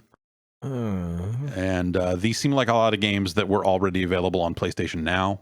Like Crash Commando is like a download only PS3 game that was like a, if I remember right, it's kind of like Soldat, which we played on UPF not that long ago. It's that type of side scrolling multiplayer shooter sort of thing. The original version of Demon's Souls, Echo Chrome, which is a neat game. A couple more Hot Shots golf games, because why not? Cool. Eco. All right. 3 Infamous games. Loco Roco Cocorecho, which is neat. A couple of MotorStorm games, which people liked those. Puppeteer, which I don't think anyone liked that. Puppeteer. Puppeteer. I'm like looking up so many of these I've never heard of before. Yeah, this is a lot of first party PlayStation stuff that like when Sony Studios made a bunch of weird shit. Thing. Oh my god. Yeah. Like it's so funny. Like I'll look them up and I'll be like, oh right, like what is that? This strange like, nightmare. I thought I dreamed this or something, you know. Yeah. 3 Ratchet and Clank games, Resistance 3. Oh. Super Stardust HD, Tokyo Jungle. Oh, hey, which okay. is, hey, Tokyo Jungle. Right. You have to play it on a stream, and I hope that their streaming stuff has gotten better than it used to, because I feel like the last time I tried PlayStation Now, it was not great. And When Vikings Attack, and then some third-party games, Ozra's Wrath. Yeah, it's the PlayStation 3 smash hit, When Vikings Attack, everyone's favorite. That's like a reality TV show, right? Yeah. And then from third parties on the PS3, there's Ozra's Wrath, which, okay, sure. Okay. Castlevania Lords of Shadow 2, which is no fucking thank you. The Devil May Cry HD collection, Enslaved Odyssey to the West, which is the same story that Dragon Ball was based on. Fear, Lost Planet 2, Ninja Gaiden Sigma 2, and Red Dead Redemption, Undead Nightmare. Very specific. Right. The one with the zombie horses. DLC. Yeah. What? And then they're going to do some demos. We talked about the time-limited game trials that they were planning. So you can, if you are on the premium or deluxe plan, you can play time-limited demos of Uncharted Legacy of Thieves Collection and Horizon Forbidden West from first party. From third party, you can play Cyberpunk, Farming Simulator 2022, Tiny Tina's Wonderland, and WWE 2K22. Woof. Oh boy. Yeah. When I first saw this list, I mistakenly thought like, oh, they're adding all these games to the monthly PlayStation Plus, forgetting that they're planning on introducing their own Game Pass system. And under that pretense, I thought like, oh, that's kind of cool. And then I suddenly remembered, oh no, this is going to be their thing to go up against Game Pass. Yeah, this is like they want $18 a month or whatever it is for the honor of playing this stuff, and then they go on to talk about their cadence for updates. That the PlayStation Plus games that you get already today, that'll continue to be updated on the first Tuesday of every month, and then there'll be an additional refresh in the middle of each month with new games across the PlayStation Plus Extra and Premium plans. The number of games refreshed will vary per month. Oh boy. I don't understand paying for demos. Yeah, paying for the right to access a demo is a really like you're trying to sell the game, right? I didn't even think about that. Yeah, for the honor of playing 2 hours of WWE 2K22, right? I will happily give you this amount of money. It's there's a bandwidth cost associated with serving all them gigabytes, right? Like it's not free to serve files, but it's usually a cost that these services sort of eat with the no knowledge of like, oh, well, we're going to convert these into sales and that's where we make the money back. Doing this is like it's insane. And then your progress, these are basically like the full these are the full games, and so if you do decide to purchase at the end of the trial, your save carries in, your trophies unlock, like all that sort of stuff. But yes, paying for demos is a fool's errand across the board. And again, they did say this is not the full lists, and also they kind of imply that these are games that are going to happen in the launch window, so some of these might not even appear on day one. It's funny that that's like, oh, it's not the full list. Does that mean like they curated the good ones in this list? Well, or... you have to think that like there's probably like for all these third parties, like this is all business deals. This is all biz dev. This is all how much. What's your cut? Who gets what cut? Or how many games do we need to investigate soundtracks and go like, oh, can we put this out? Or do we have to do the licensing deals for all the music again, making it a non-starter? Right. Like digging into this stuff is probably way more complicated than it initially seems. And so I think there's a lot of games that will probably never appear on services like this because of the licensing stuff, you know, whether it's music or whether it's the game itself. But I just, you know, also you have to take this into consideration that like this was their first salvo of here are the games included in the service. Yeah. And they probably want to try to put their best foot forward on this stuff. So if they had something better imminently waiting in the wings to announce, you might think they would lead with that here or hold off the, you know, they can't hold off the announcement too long because it is launching in Asia next week. So it's, you know, it's exactly a week away for that launch. And so I think they have to get out there and start talking about it, but this this feels so. This may do the opposite, and I might just cancel my PlayStation Plus.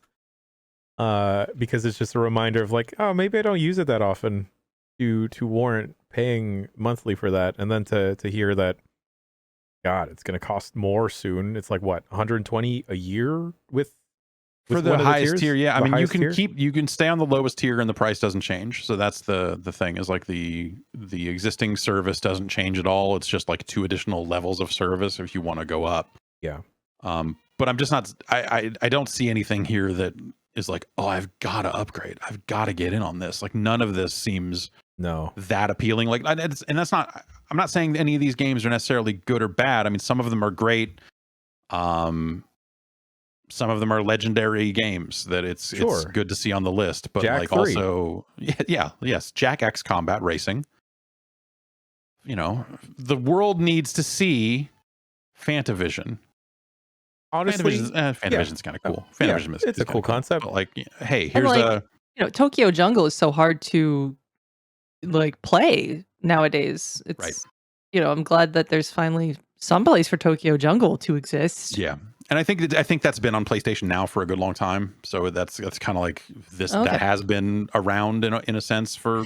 Damn, no one told me. No one. I mean, the best thing that this thing has done has gotten people talking about PlayStation's cloud stuff in a way that no one did. PlayStation Now has been this completely forgotten thing almost since its launch. And part of that is because it has not been great. Like the selection of games. It's a lot of, you know, we talk about Crash Commando, but I remember the last time I checked in on it, it was just like a billion crummy little $15, like, you know, this is kind of like the Xbox Live Arcade era, that kind of PSN download. A lot of games, a lot of very low tier games from that era of games that you're like, I don't need to see heavy fire Afghanistan battle or, you know, whatever the fuck ever again. Yeah. Like these subpar first person shooters and all this other dog shit that came and went. So it was just a lot of that stuff. And a lot of games that were like so latency specific. I remember going like, oh man, Virtua Fighter's on here. That's rad. Right. I want to play some of that. And then hitting it and going, oh, right. It's a cloud streaming service. This is unplayable. So like, hopefully their tech is improved. Like that's all you can hope for is that when they do roll this out, that it has at least gotten on par with some of the other services out there, whether it's your Stadias or your Xbox Cloud streaming or something like that. But like previous to that, this stuff was not worth writing home about, and that's why no one ever talked about PlayStation Now. So yeah, man, they really hate their back catalog, don't they? It's a complicated catalog, I think, in a lot of ways. Like I look at it and go like, well, you would have to have Wipeout XL on here, but that's all licensed music. You know, you're gonna have to go pay the Prodigy and on Future Sound of London and everyone on that soundtrack to put that game out again, and that's not worth it at that point. The amount of money that they would have to spend, or you know, it's not even worth it for any of those bands to come to the table or whoever they have to relicense it from. to negotiate, because we're talking about like, here's this monthly subscription, and then maybe if people play Wipeout XL, we'll give you 2 cents a minute if you're as it's played, and then you distribute it across these 15 bands. They're like, fuck you, we're not we're not even answering the phone for that kind of money. Yeah. And so as a result, it just seems like a lot of those games won't happen. I think it's it's a shame. Namco is involved and there's no Ridge Racer here. I think that's silly. That you don't put out like a Ridge Racer, at least in any one of the first 4 Ridge Racers for PlayStation would be nicely symbolic. You could at least look at it and go like, yeah, man, the PlayStation. I feel like that's the biggest thing missing from this list is anything that you look at and go, ah, yeah, the PlayStation. I love the PlayStation. I love PlayStation games. Like there's not enough in here that gives you those feelings, at least from the first 2 consoles. Like if you are like a Jack sicko, then you're like, it's all the Jack I can handle and then some. There are more games on the PlayStation Classic, the little mini doodad thing they came out with a couple of years ago, than that are available on this PlayStation Plus upgrade here. Wow. Like you could get Tekken 3 on that PlayStation mini thing. Yeah. And who's a freak for Knack? Who's a freak for Medieval?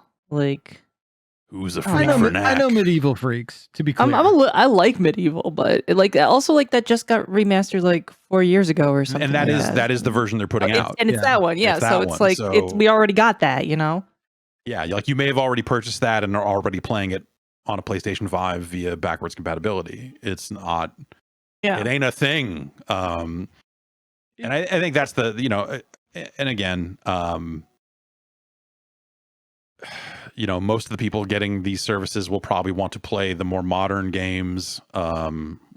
Control will be on this list, Dead Cells, Final Fantasy 15, a smattering of PlayStation 5 games and all that sort of stuff. But as something that they have pitched as like, if you pay us even more money, we will allow you to access the history of PlayStation. They're just not doing that with this list. And as much as I want to try to continue to give them as much of the benefit of the doubt until launch day, because they are saying, again, it's not the full list. I just don't see it getting dramatically better in the few weeks we have until it launches in North America. So yeah. Yet again, my boy is disrespected. He stole everyone's hearts a couple years ago. Yep. He can't swing back in. Can't get him and his hippo and his turtle friend in. Nope. Sly Cooper. Nope.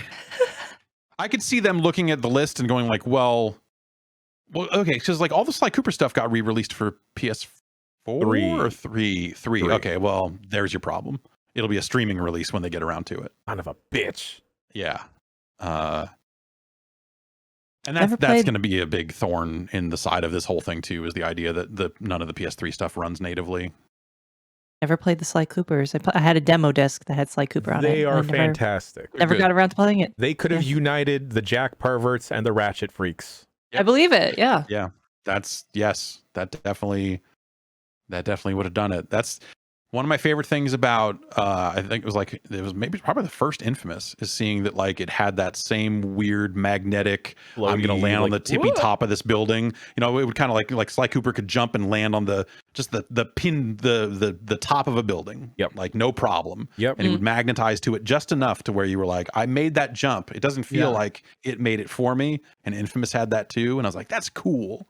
Yeah, the little see that through line. Yeah, he had the little raccoon on his bag. Mm-hmm.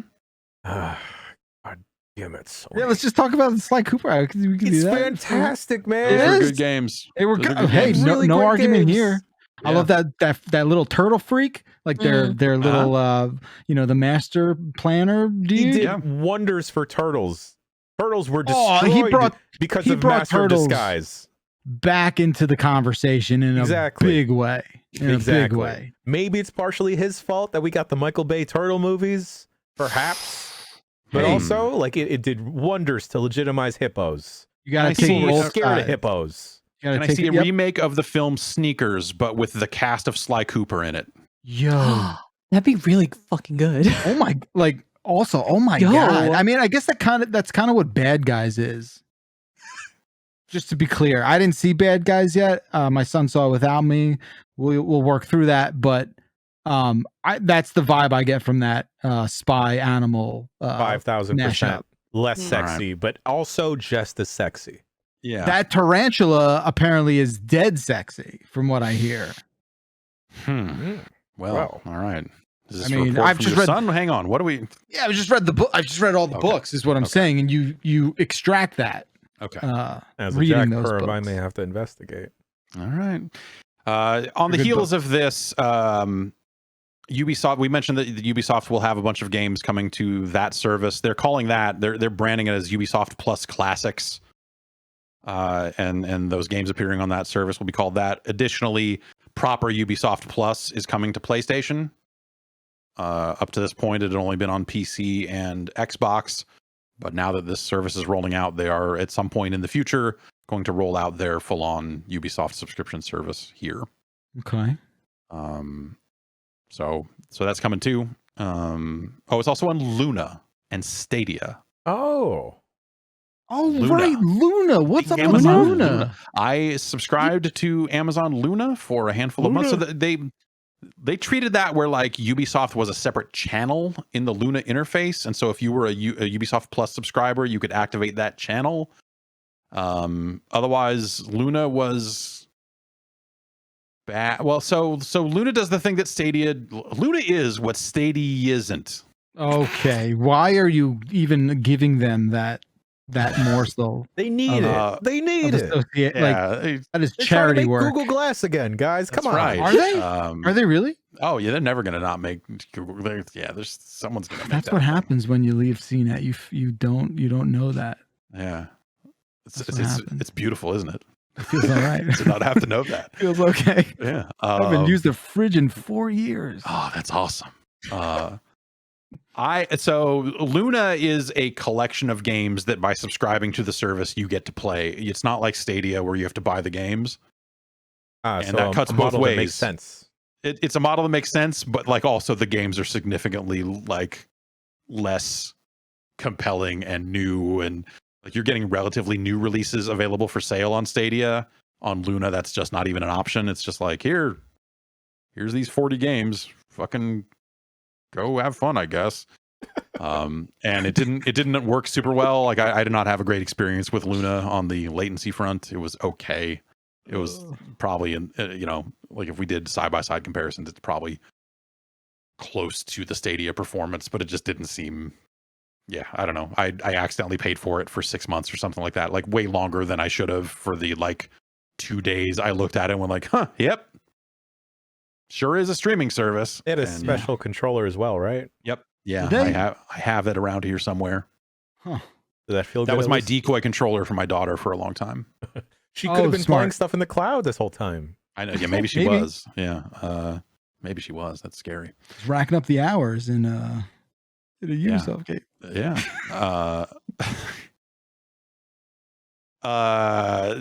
Starfield and Redfall have been delayed.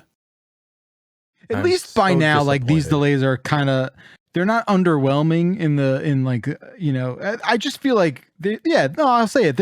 A delay like this for all intents and purposes is a bit underwhelming because no one ever expects anything to be released anymore. I was going to ask, are you sad that it's delayed, or are you sad about how it's delayed? I'm indifferent. Games should be delayed if they're not ready. Straight up, right? Mm-hmm. I'm going to ask you a question. Which one is Redfall? Is Redfall the vampire one?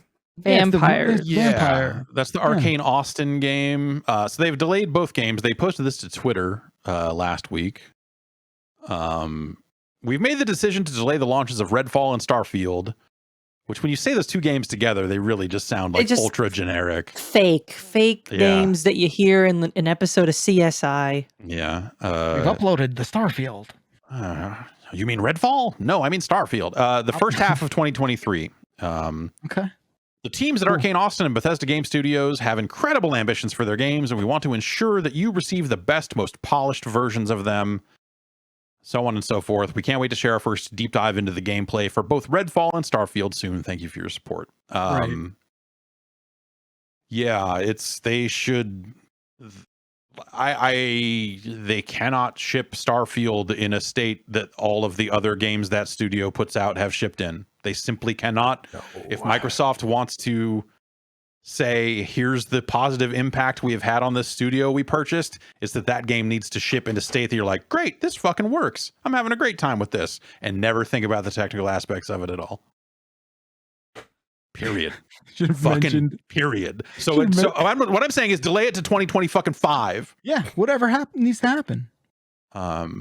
Imagine they're like, you played Cyberpunk, right?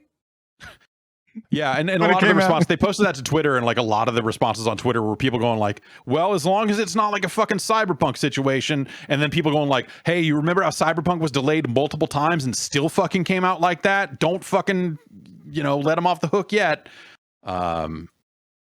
So what they should do, just all these people who've let them off the hook. This is big business brain taking over. Just put it out. Business brazy, baby. Yeah. Put it out now in the broken state it's in, and then just eventually re-release it. It's like, we fixed it. We fixed it. Starfield Definitive Edition is out. Strategy. Have you seen No Man's Sky? Everyone loves that game now. Yeah, that's true. Everyone loves Hello Games again. That was a rough patch, but hey. 7 years, that's all. Like, I've bought No Man's Sky at least twice. Yeah. Hell of a fucking game. There you go. Yeah. I don't know. If the games aren't going to be ready, they should delay them. I think this is probably a pretty big blow if you're managing a console portfolio over at Microsoft and going like, all right, what's our cadence of releases? And you're looking at it and suddenly like, oh shit, our November game is gone. Yeah. I mean, can we buy Activision?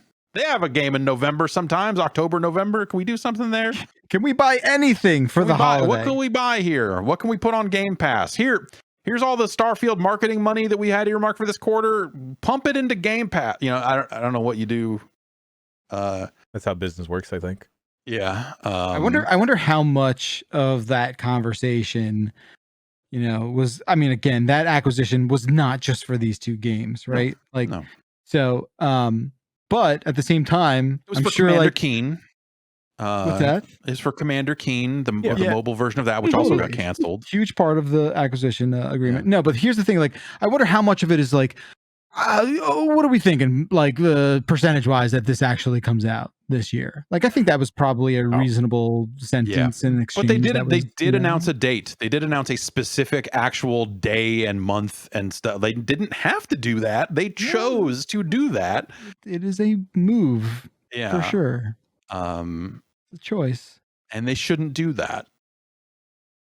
Yeah, no game should ever have a date. We've said this before. No game should ever have a date. Even a year is dicey. Yeah.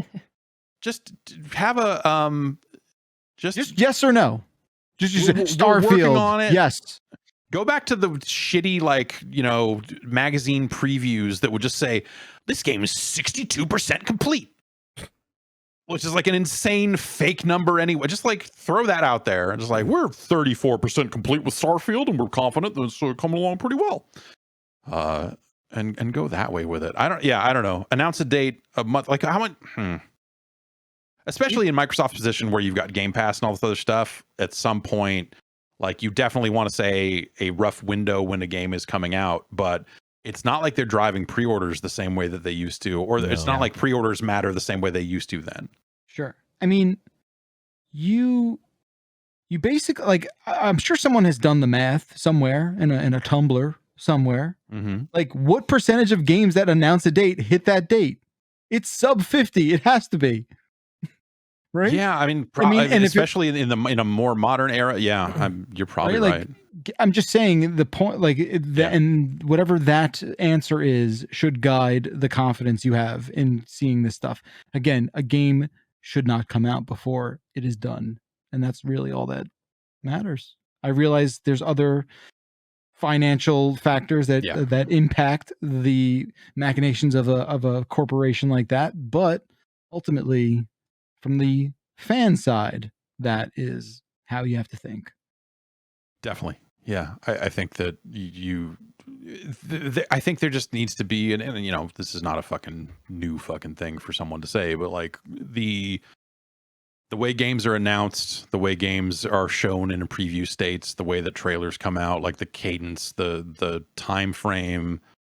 Like if you think about it, with Starfield coming out early next year, yeah, it's almost a situation where we should almost just now be hearing about it for the first time. Sure. Yeah. Yep. And stuff leaks or whatever. So you know, but I mean hearing about it in a major way.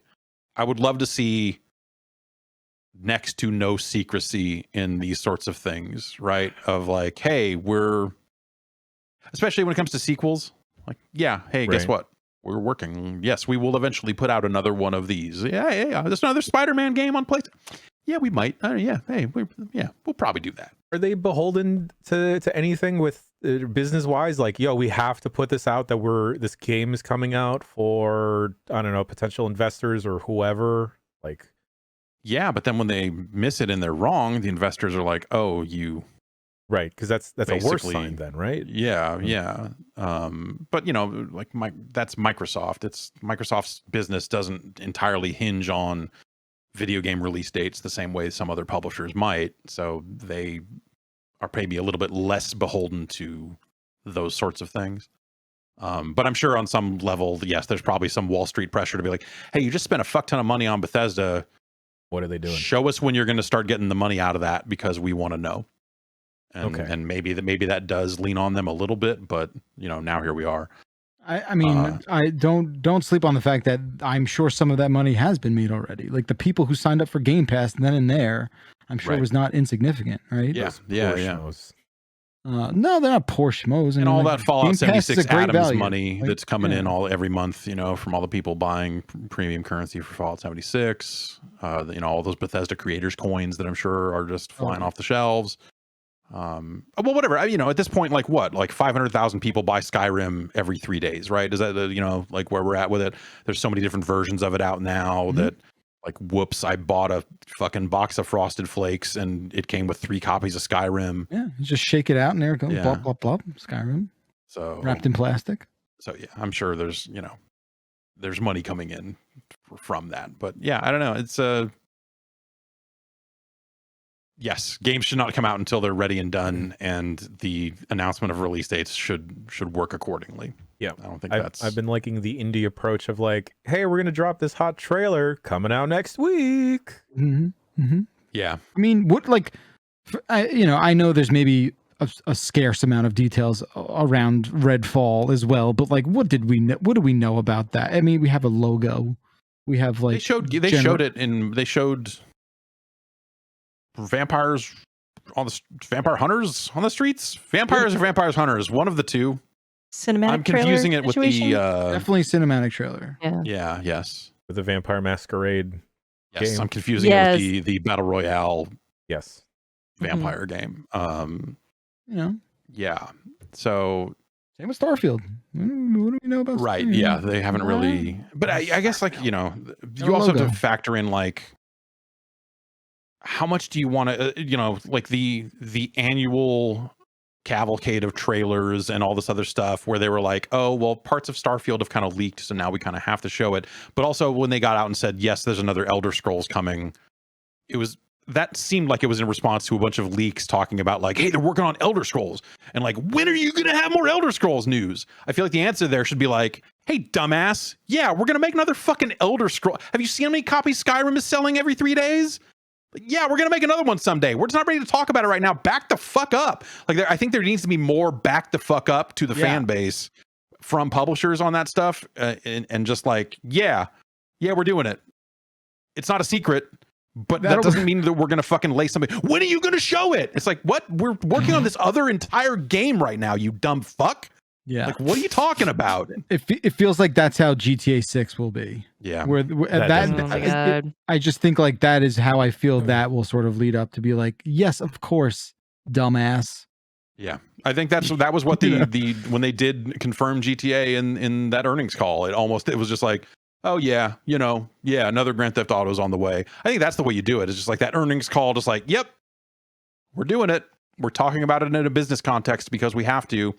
And fuck off. We'll talk about it when we're ready to talk about it. Like what? Like, you want a trailer now? Well, guess what?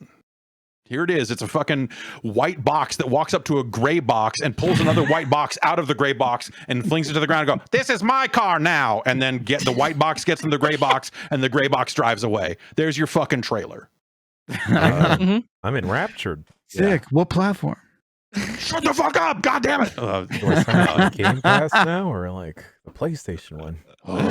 I kind of like that. I kind of like that attitude of like, we have bent over backwards to make you feel like you're part of development and then done a whole complete 180 where we're just like, you know what? You're annoying. Shut up. Yeah, because also then you put out the fucking highly polished fucking trailer and your vertical slice and all this other stuff. And then you get people are like, the puddles in the release game look like shit. You're scamming us. You're like, they can't fucking win. No one will win. Find who you are and we will prevent you from getting this game. Yes, that is the only answer. If you fucking wrote online about the puddles not looking good in the final product, you are forbidden from purchasing this product. We are diverting the $60 million marketing budget to a private detective agency. We've decided to VAC ban everyone that has ever talked about the lighting in Dark Souls. And it's not worth it. It's not worth it. You're not playing. Thank you. But also, like, I think that games should, right? Because that's a slippery slope, right? Like, also, publishers can't just go out there and fucking lie to the public about the fucking way their game looks.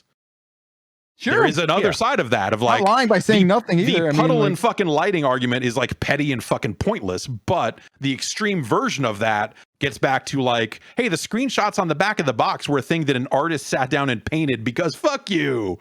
That we got back in the Atari days. That shit's, I mean, look, where it's happened in a gratuitous manner, yes, right? Like, it gets called out. There ought to be a law. In fact, I think there is. Yeah.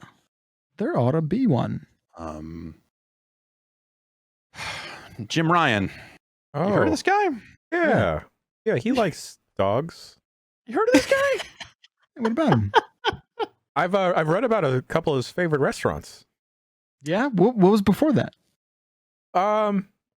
You know, just some light content. Nothing too crazy. It's like a timely take? Timely. I don't know about take. So, yeah. Jim Ryan, head of PlayStation, like a lot of heads of companies, decided at some point in the past that he wants to send a newsletter to everyone on staff. Because they're just that fascinating, those CEO guys. They're like, surely people want to know about my dogs and about restaurants and about, you know, Roe v. Wade. Along with those two things, which are of equal importance. So in his, so I guess the context here that I feel like has not been part of this story, and to a certain extent does not matter, is that part of, yes, he writes a regular newsletter to staff. I have heard about them multiple times in the past, about them being fucking hilarious, because it's him going like, here's my favorite restaurants in France. Next time you're out there, you should really check, or like those sorts of topics of just like being really sent company wide to everyone working on a PlayStation game in the PlayStation Studios family. Like, oh yeah, next time I'm out there, I'll go to your fucking, I'm sure it's not expensive. Yeah, I'm sure I can afford it. I'm sure I'll have time off to go do that, Jim. Hang on, I'm back to working 20-hour days over here. By the way, come back to the office. Yes, right. Anyway, he chose this platform to address the ongoing Roe v. Wade turmoil that's been happening here in the States. Going on to say like, hey, this is a terrible thing. Also, don't comment publicly about it. And you know, the kind of message from the company has been to not get out there and get into it when it comes to supporting abortion rights, which seems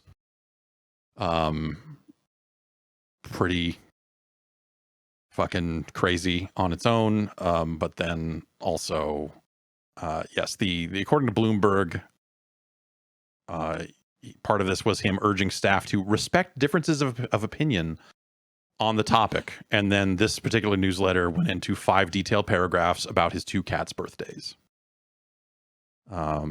Just to ground it a little bit. Just to ground it a little bit. Yeah. And if he had dogs, how great the dogs would be. So I don't know. This is, I'm kind of piecing together what I have heard about multiple types of newsletters. So maybe the dogs thing is not accurate, but yes, a variety of yes, a large variety of topics, but also getting into, in this particular newsletter, respect is not equal to agreement, but it is fundamental to who we are as a company and as a valued global brand. Basically saying like, hey, this thing that, I think to a lot of sane people seems like a pretty open and shut case of like, hey, women's bodies are theirs, and this isn't. Why are we going backwards on this? When nations go backwards on things like this, it usually portends bad things for, I don't know, the rest of the whole democracy thing that's going on there. Everything else in society. Everything about the society is probably not necessarily heading in the right direction, but anyway. Thanks, Jim. That's perhaps some of my editorializing there, but yes, basically he used this newsletter to talk about we need to respect these differences of opinion. Cool opinion from a guy who will never be affected by these issues directly because he's too rich. And not in the United States. That too. Okay, shut the fuck up. But a lot of the PlayStation employees are based in the U.S. Like it is, it is a topic. I don't know. I feel like I lost track of how many emails I have received from this company that we work for about this sort of stuff. So it's something that I'm sure a lot of people working at big companies are getting various types of emails around these topics handled with different levels of couth.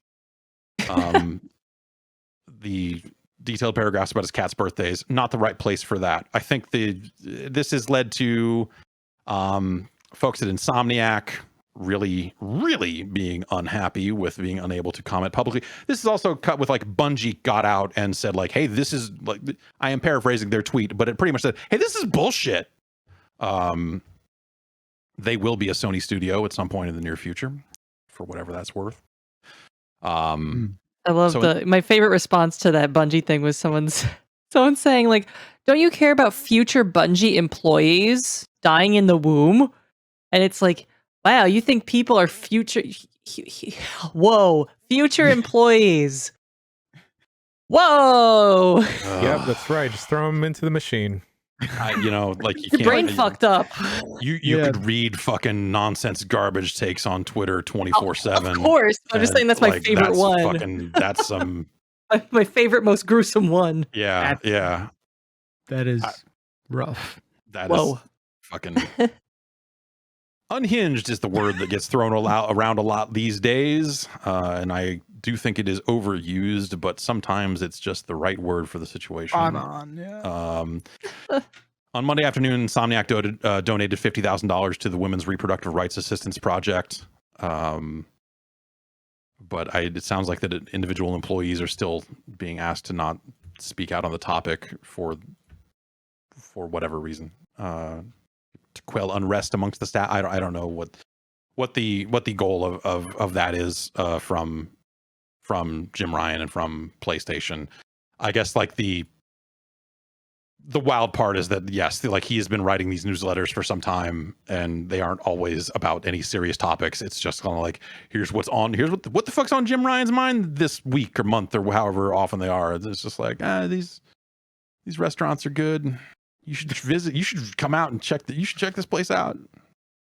We got one recently over here on this end that was just like, here's a list of email newsletters that I find okay, and I was like, all right, here's another email I can delete. So it happens, but normally not in the most fucking dumbass, uncouth way possible. The sad thing is I have to imagine this will put an end to Jim Ryan's streak of fucking insane, I don't know, out of touch newsletters. They'll be back. You think they'll be back? You think this isn't like they're like, okay, I guess I'm gonna. He's gonna having double one down. dud. He's gonna one double dud down is not gonna make him stop. He's gonna turn them into videos. If you were out there, okay. If you were out there working for PlayStation, I would like to know if you're getting more Jim Ryan newsletters in the future. They've doubled. Sure, why not? Why not? Speaking of why not, some Silent Hill material leaked over the weekend, and Konami apparently DMCA'd the images off of Twitter, which of course means that they are authentic in some way. Probably. One of the leaked images has Masahiro Ito's signature on it. That was the designer of Pyramid Head. Mm-hmm. The concept. The concept one artist, of the artists for 1, 2, 3, and 4, basically. Yeah. This all kind of comes in conjunction with kind of the reiteration of like, hey, no, there are multiple Silent Hill projects happening, and Bloober Team's doing a Silent Hill 2 remake. Please don't. You said you wanted more Silent Hill. The They're going to give you a fuck ton of it. I don't know. I don't even know what I want anymore. I've been so brain poisoned for a whole decade, at least. It's rough out there for Silent Hill fans, seeing Capcom fans thriving, growing, beautiful Resident Evil remakes that are faithful but still do new things and modernize stuff. We're just over here seething in jealousy that our IP has languished for 10 years. You know, and then they do these crazy blasts. Last time they did this was in 2012, what we called March Madness, I believe, because they released 4 fucking Silent Hill games in a month. And it wasn't even October, it was March or something. Like, insane. Insane. Yeah, so, there's Ides there. If you think about it, this all makes sense because, Silent Hill only happened because Resident Evil got popular in the first place. So, like, now that Resident Evil has kind of reestablished itself in a new way, you could see someone at Konami going through that same exact thought process again and go like, these horror games are doing something. Don't we have one of those kicking around? Mm-hmm. We have one. Can we get to pitch us on machine. Those? Yeah, we got a slot machine. I'm feeling conflicting feelings. There was talk about a smaller developer handling some short story type things is one of the rumors. I believe not Supermassive.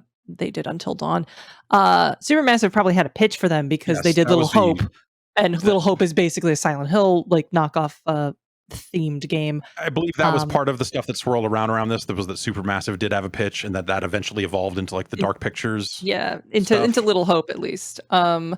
Or maybe it was even earlier than that. It became the Dark Pictures quadrilogy or however many they're making. I think they're making a lot more than quad.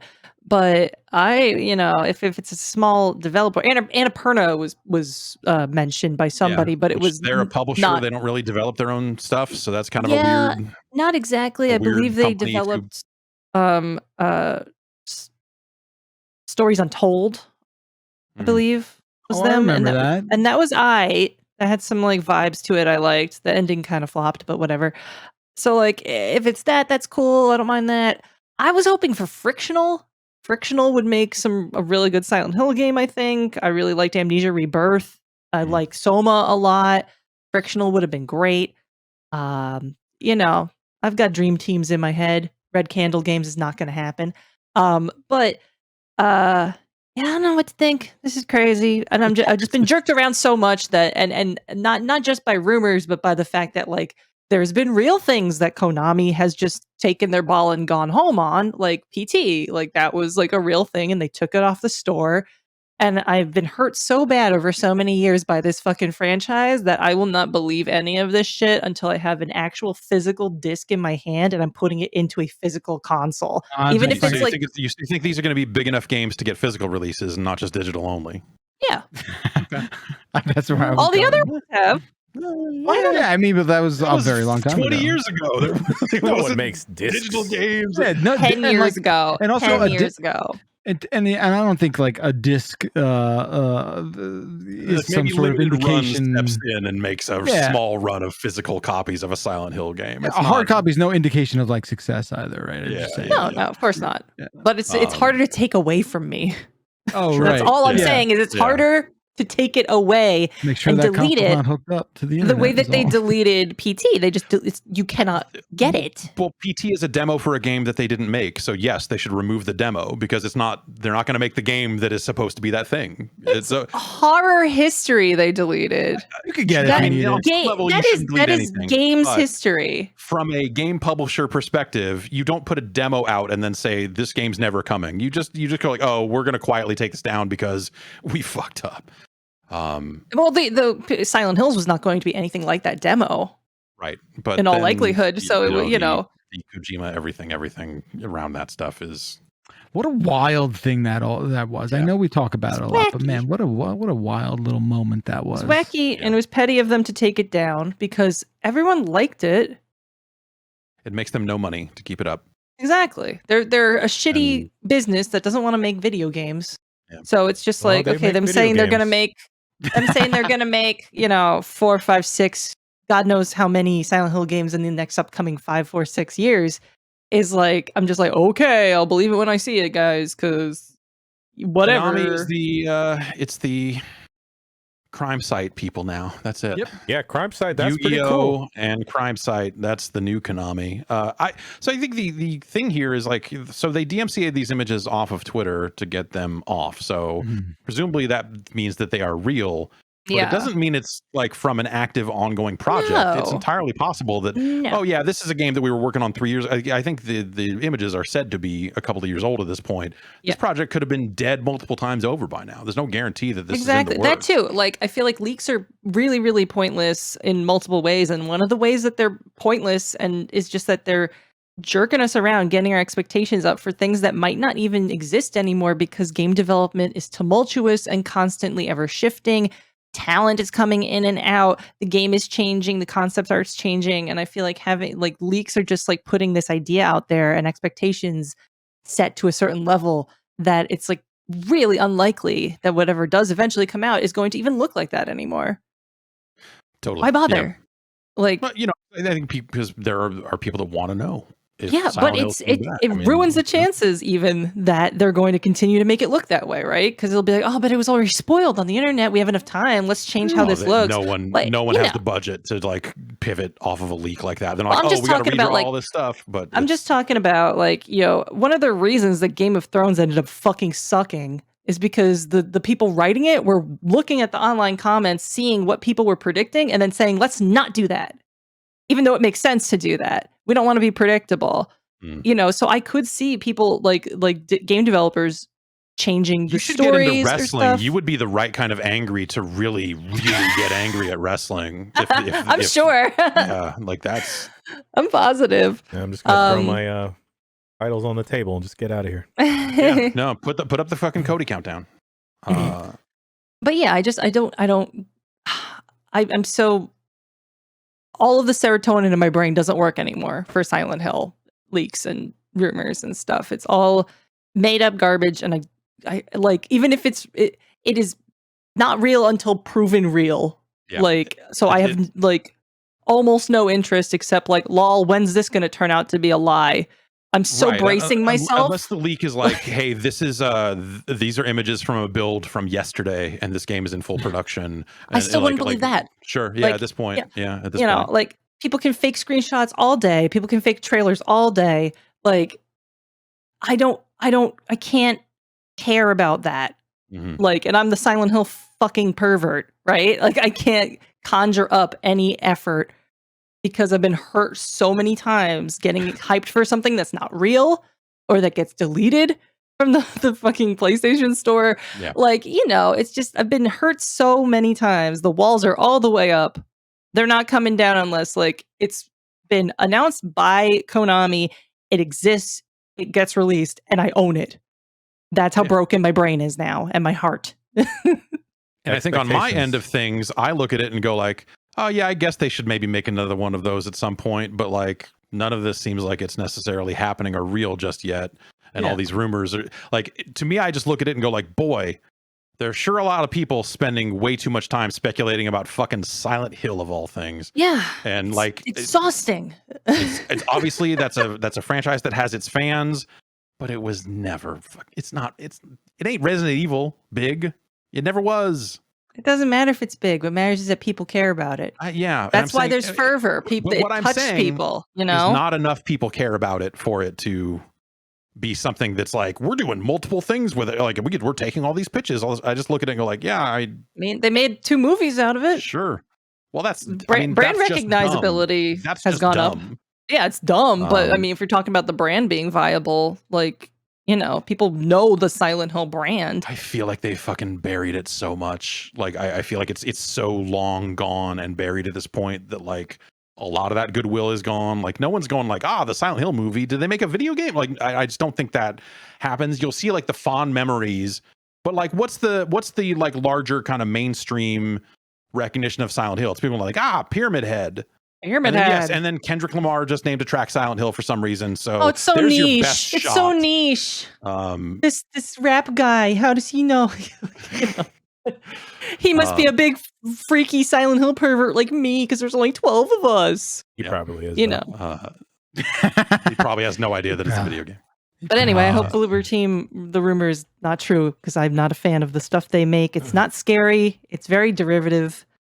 See my tweets for more about the medium and how they just straight up stole all sorts of weird shit from everywhere. Not just Silent Hill, but like the horse ebooks horse is in the horror game about like horrific things happening to mentally ill people. Like I saw the horse ebooks avatar.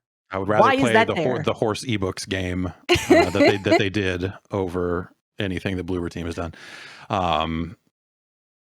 Anyway, yeah, it's just Silent Hill. It's just Silent Hill. I'll say that next time you guys talk about wrestling. Yeah, good luck with that. Keep going. It does keep going though. Yeah, wrestling. They put out multiple hours of it a week. Some say too much. Different companies. Yeah. Some dedicated to just Japanese women hitting each other really fucking hard. Really fucking hard. Jesus. WATA is getting hit with a lawsuit. This is the company that encases things in plastic and grades them. They have good. They were the company that cased up that Super Mario Brothers that sold for some insane amount of money, and they've kind of become the de facto standard for those types of graded, sealed copies of video games. I have been meaning to get some of my sealed things cased up, more in the interest of just having it cased up and like verified as authentic, as opposed to just like, you know, thinking that WATA is some kind of end all be all. But, you know, their profile's increased. They are getting sued. The crux of it right now, according to Video Games Chronicle, who's kind of parsed some of this stuff, is mostly about turnaround time. As the service became more popular and as the pandemic kind of hit, there was the turnaround time on getting your game graded and shipped back to you went up and up and up and up and up. And they never kind of communicated that effectively to potential customers. That to me seems like something that you could kind of hang your hat on. The rest of this is kind of just, there's a lot of people that fucking don't like WATA. And they are basically that's the racist character from Final Fantasy X, right? Yeah, I don't like exactly. No one does. Because of a lot of allegations around employees of WATA selling their own graded games, which they are apparently not supposed to do, and would be a pretty clear conflict of interest. And also Heritage Auctions, the auction house that has been the kind of home for a lot of these high dollar item sealed video games, is perhaps a little bit too close to WATA in a way. Let's see here, the head of it, what is his first name? Jim Halperin, the co-founder of Heritage Auctions, is apparently on the board of WATA. A copy of Super Mario Brothers ended up on episode of Pawn Stars. Like, basically a lot of these allegations go around like, okay, they acquired multiple versions of a sealed copy of a game, graded them highly. I'm not going to say whether they deserve that high rating or not. You know, what do I know? I haven't seen them in person. Right. But you could, if as long as you're kind of like looking at, hey, this all seems fishy, you could probably throw that on the potential list of fishy things. Sure. It was a situation where like, hey, this game got bought for 100K, and then we put it on Pawn Stars and it got valued at 300K by one of our people who was on this episode of this television show. And then you kind of like fast forward not that far out of the future, you've got someone selling it for $1 million plus. So like illegal-ish. Kind of getting things in a situation where they are kind of able to pump up the notoriety of a particular sealed game and say, oh, this is hyper rare on television. Yeah. I wonder what that falls under. Like, I wonder if it's like some sort of fraud or like market manipulation. Is it RICO at that point? Are they, we'll get him with RICO. Slap him with a RICO. All of that sort of stuff. Apparently, as part of this lawsuit, according to this VGC recap of it, that episode has been removed from the History Channel's website without explanation. Oh, what a coincidence. Yeah, and so when that sale went down, I think a lot of people raised all their eyebrows, all three of them, and said, "There's some fucked up shit happening here, and this sure seems like someone's selling a copy of a game to someone they know, so that they can establish a new value for that game, so that they can turn around and resell it, or they've got 4 more copies back in a fucking bunker somewhere that they paid 10K for a while ago that they're now going to go sell for 700,000 or whatever." It's not even an interesting scheme. Like it's sort of low level. Like I doubt like even fucking AMC will try and turn this into a TV show. Like that's just how low on the totem pole of scandal it sits. Right. So, sorry. Yeah. But what this did do, and why all that stuff is perhaps relevant, is that ties into some of the lawsuit stuff about like, hey, all of the sudden high profile stuff around the values of these games going up that they potentially did, maybe fraudulently, led to a rush of people sending games into WATA to get graded, and then that leading to the backlog, and then that leading to all of that other stuff. So it is all kind of connected. WATA did kind of brush off those allegations when they hit. That was like last summer when there was that big long video, trying to like connect all the dots on this stuff. And WATA at the time did say that this video is completely it's baseless and defamatory, is what they classified it as. And yeah, I don't know. Someone's trying to get a class action lawsuit going against them for this stuff. But the other stuff seems like the actual nefarious stuff about pumping up the values of these games and potentially controlling some percentage of the supply of those games in a way that lets them turn these assets into much more. At some point I feel like this sounds a lot like NFTs to me. This sounds like, the similar scenario of just like, so wait, you gave a bunch to Jimmy Fallon and then like raised the profile of this super fucking big scam, and then wait, it was all fucking trash and garbage. Like, good. Cards have kind of come under fire, like the minting of them also, or the grading, I should say. Yeah. There's been a lot of beef about turnaround times of receiving stuff back or stuff disappearing and everything. Sure. Because you run the risk of, if you mail it, you got to be sure. Well, you got to insure the package. Yeah. That's been the thing I wanted to do that I don't think will be possible, especially with the heat around WATA right now. But the thing I wanted to do when all of this stuff started was to take some of my games and go to WATA and interview them as they were grading them and all this other stuff. But apparently I did not contact them about it, but apparently they treat that stuff super secretively and are very uncool with people filming their process, it sounds like. And then now with all the heat around this stuff, I bet they would be even less likely to do something. But like I have a game that would probably, if according to price charting, it's worth $15,000. I actually think it's worth more than that. But I want to just get it graded and cased up, if only just to protect it and keep it from like, my daughter found it and decided to rip the plastic off, or something like that. But yeah, it's taking that thing and putting it in a package and putting it in the mail doesn't sound awesome to me.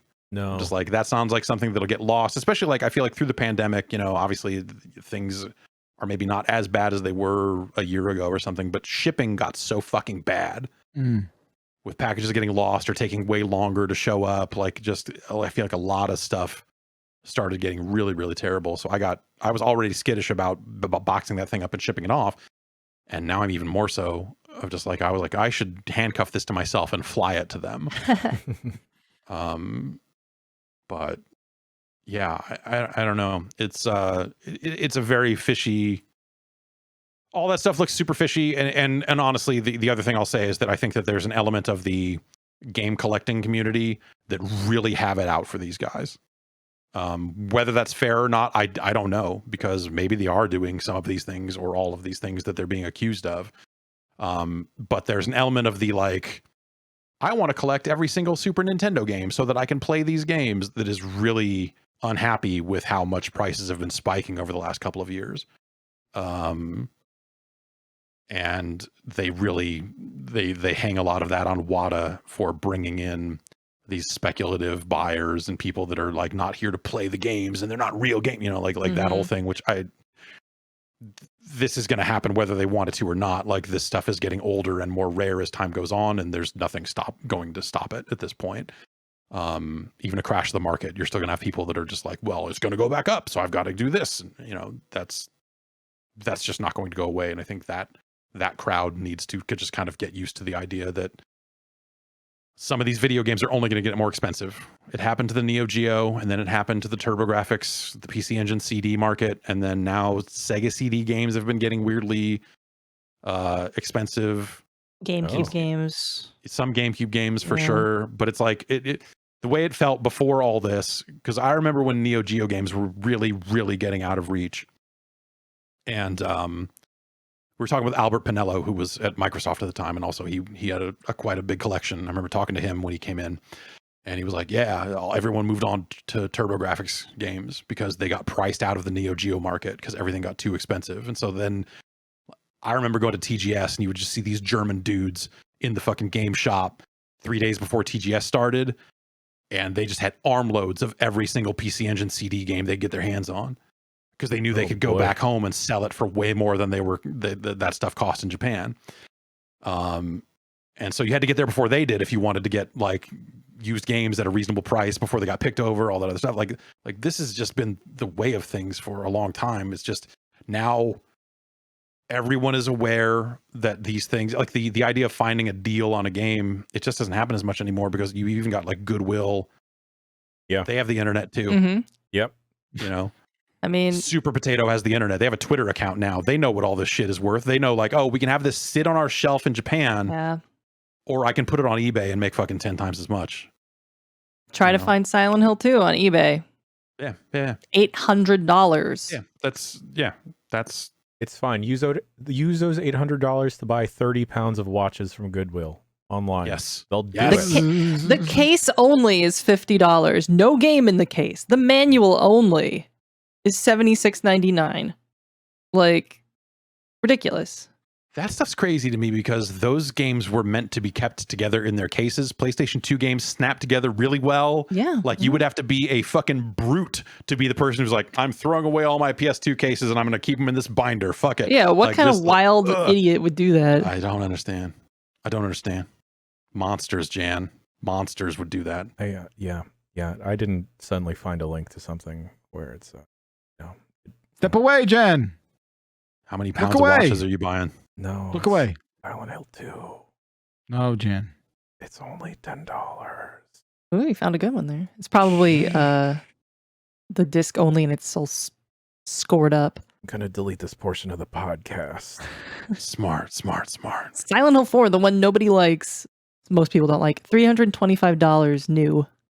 All right, now I'm going to open up my database of games I own, and I'm going to see which Silent Hill games I own and what they're worth. Let's find out. Silent Hill lot 1, 2, 3, 4, complete with soundtrack, $650 for 4 of those games. Spot, I swear to God. Let's see here. My copy of Silent Hill 2. complete in box. This says $105. So that's the thing is like it depends where you go. You have a lot of people on eBay that are listing things at insane amount of monies, but that doesn't mean they're selling. No, yeah. So the charting prices are usually by completed sales, and they're saying that that it's more like 112 or something. I saw a really goofy lot that was like all 8 of the Silent Hill games, and it was like listed at like $30,000. It's like, yeah, fucking right, buddy. You are not. Yeah. That's what people do, right? Is they realize that there's like this is like kind of a smallish kind of niche thing that there's hardcore fans of, and they're very angry and pent up. Can we take advantage of them? Mm-hmm. Yeah. This says my copy of Silent Hill 1's worth about $100. Silent Hill Homecoming about $18. Yeah, Homecoming's a piece of shit though. You can find that in the GameStop bargain bin. And for whatever reason, when I typed in Silent Hill into this program, Lollipop Chainsaw also came back. That's apparently worth $62. James Gunn's Lollipop Chainsaw. Yeah. Well, what about 19 pounds of watches for $152? I mean, sign me the fuck up for that, Jan. Do all the watches work? No, it's probably guaranteed none of them work. Yeah, they're not even watches. They're just a pile of batteries. Okay. I think that would be good if you wanted to like cosplay as like a fucking watch thief trench coat guy that like opens the trench coat and you've got like all the watches. Like that's perfect for that type of operation. Very nice. There's look one up watch Rule here of Rose. that is just a bunch of jelly sandals. Yeah. Like sandals. Cute. I know Rule of Rose is an insane amount of money. My partner almost got it for me for my birthday for like $300. Like, don't. I don't even know if I like it. So US Rule of Rose PS2 loose $400, complete in box $700, sealed $1,100. Yeah, had a very low print run. Yeah. And then there's a trade demo version of it that goes for somewhat more, for whatever that's worth. Anyway. Fall Guys is going free to play. Yay! Yeah. They announced that. This is going to happen June 21st. It's also going to be coming out on the Switch and Xbox at that time. This is, hey, Epic bought this studio a while back now. I feel like that was the like Rocket League. It's eventually going to become free to play. They're going to do this to it. And I thought it was. Yeah, right. I mean, yes, totally. It's exactly the sort of game that should be. And I wonder, I don't know how many people are still playing Fall Guys. I don't hear a lot of people talking about it, but I wonder if it disappeared into a bubble and kids love it, or if they went all Roblox. I think it's part of that portfolio of like kids love it. Yeah, I assume so. But I have not thought about Fall Guys in a while. This is going to result in it disappearing from Steam. At least as a product for sale, it will still be much like they did with Rocket League. If you already own it, you will continue to own it and you can continue to play it. But they would certainly love for you to migrate over to the Epic client to play it over there. Existing paid players will get some kind of bonus pack, and also they're going to add a premium battle pass and a new paid currency. The stuff you do when you have a free to play game. Yeah. Yeah. Mm-hmm. And that'll probably bring more people to it, I think. Like that seems like a game that probably like Bacalar, you're right. Like I definitely had a moment of like, oh, it's not already free to play. Totally. Like it should be. And now it will be. What else is going on? A couple of EA related stories here. EA is merging a couple of studios. I think this came out of their earnings call. To work on Need for Speed. Criterion is merging with Codemasters Cheshire. The location, not the cat. Probably the same thing. I don't know. They're not going to move into the same building or anything, but it just means that both of these teams are going to be working on Need for Speed going forward. And merging, I get it. Cars. Merging, yeah. Oh, I see what you did there. Good job. Zipper all the time. Yeah. So the Codemaster studio, this was the studio that was kind of started up in the wake of was it Evolution Studios, the MotorStorm team, the team that did Drive Club, that Sony eventually said, like, you guys, we have Gran Turismo, you guys should go, and shut that studio down. Eventually, Codemasters started a new studio in the area, and I don't think it was 100% of the people moving over or anything, but the lineage was there. That this was kind of like, hey, here's what the MotorStorm team is doing now. The last thing they did was Dirt 5. And now they're both working on Need for Speed. It is still due this year. They haven't really shown anything. There's been kind of some continuing leaks here and there about what maybe the style of that game is going to be. But they haven't had a new Need for Speed game since 2019. And oh boy, it's crazy. Like, that used to be such an annual thing, like, to its detriment. But like, they had the multi-studio thing set up differently, where like Criterion would make one and then Black Box would make one. And then, as I understand it, there was some kind of political turmoil where Criterion said Black Box doesn't know what the hell they're doing, and got in some big fight about it. And then it's all like the most wanted top driver, like cyclone of shit, was where I sort of lose the threading there. It was like there was like maybe 3 of those games that kind of just blur together. Yeah, definitely. The last one they did in 2019 was Need for Speed Heat. And that was a pretty rough one. They tried rebooting it and just calling a game Need for Speed at some point. Right. This last run, I feel like the PS4 era was supremely unkind to the Need for Speed franchise. Those were some pretty misguided games. They wanted to have this always online connected thing. There was one of them where you could like bust out your iPad and then call in helicopters on other racers with it and shit like that. There was like, so they tried to get into that second screen shit, and didn't we all? Yeah. That's a franchise that has had some very high highs, but man, those high highs are so far in the rear view now. Yeah. I get it. Rear view. I get it. That I just look at it and go like, what the fuck what do you even do with Need for Speed at that point? And and why don't you take a chance and say, let's make a Burnout game? Why don't you say, hey, we don't need the licensed cars. Let's just give it a shot and see what happens. I just don't get how you don't at least even think about trying to do something different. Like they really cratered it. I don't know. Like, yeah. So I don't know. There's nowhere to go but up, I think. But we'll see. They've had a long time to figure out what to do with this thing. So we'll see. We're not going to become the podcast for soccer news, I assure you. Dang it. But I refuse to allow it to happen. But this quote, so we talked about it, that EA said, hey, we're done with the FIFA deal. We got our new thing, EA Sports FC. That's going to happen. That's where you're going to go to play the best soccer game in the world from here on out. Blah, blah, blah, blah, blah. Not long after we recorded the podcast, FIFA put out a statement from the president, Gianni Infantino, which is a fucking incredible name. That's a molto bene name. Yeah. And here's what he's had to say. I can assure you that the only authentic, real game that has the FIFA name will be the best one available for gamers and football fans. The FIFA name is the only global original title. FIFA 23, FIFA 24, FIFA 25, and FIFA 26, and so on. I don't have Uno. I don't have one. I don't have two. I don't have three. The constant is the FIFA name, and it will remain forever and remains the best. And they went on to say basically that we're going to make our own FIFA games, and we're going to keep calling them FIFA because fuck you, EA. Just an incredible, just like.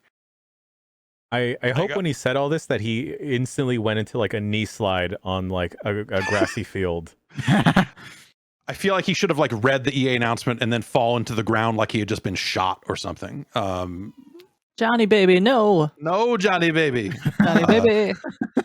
I don't know. The only thing I really know about soccer is that you can't trust anything that anyone involved with FIFA has to say. Yeah, that certainly is. So maybe by the time that FIFA 23 comes out, it will be just a direct money laundering operation as opposed to EA, where like the Ultimate Team was only partially a money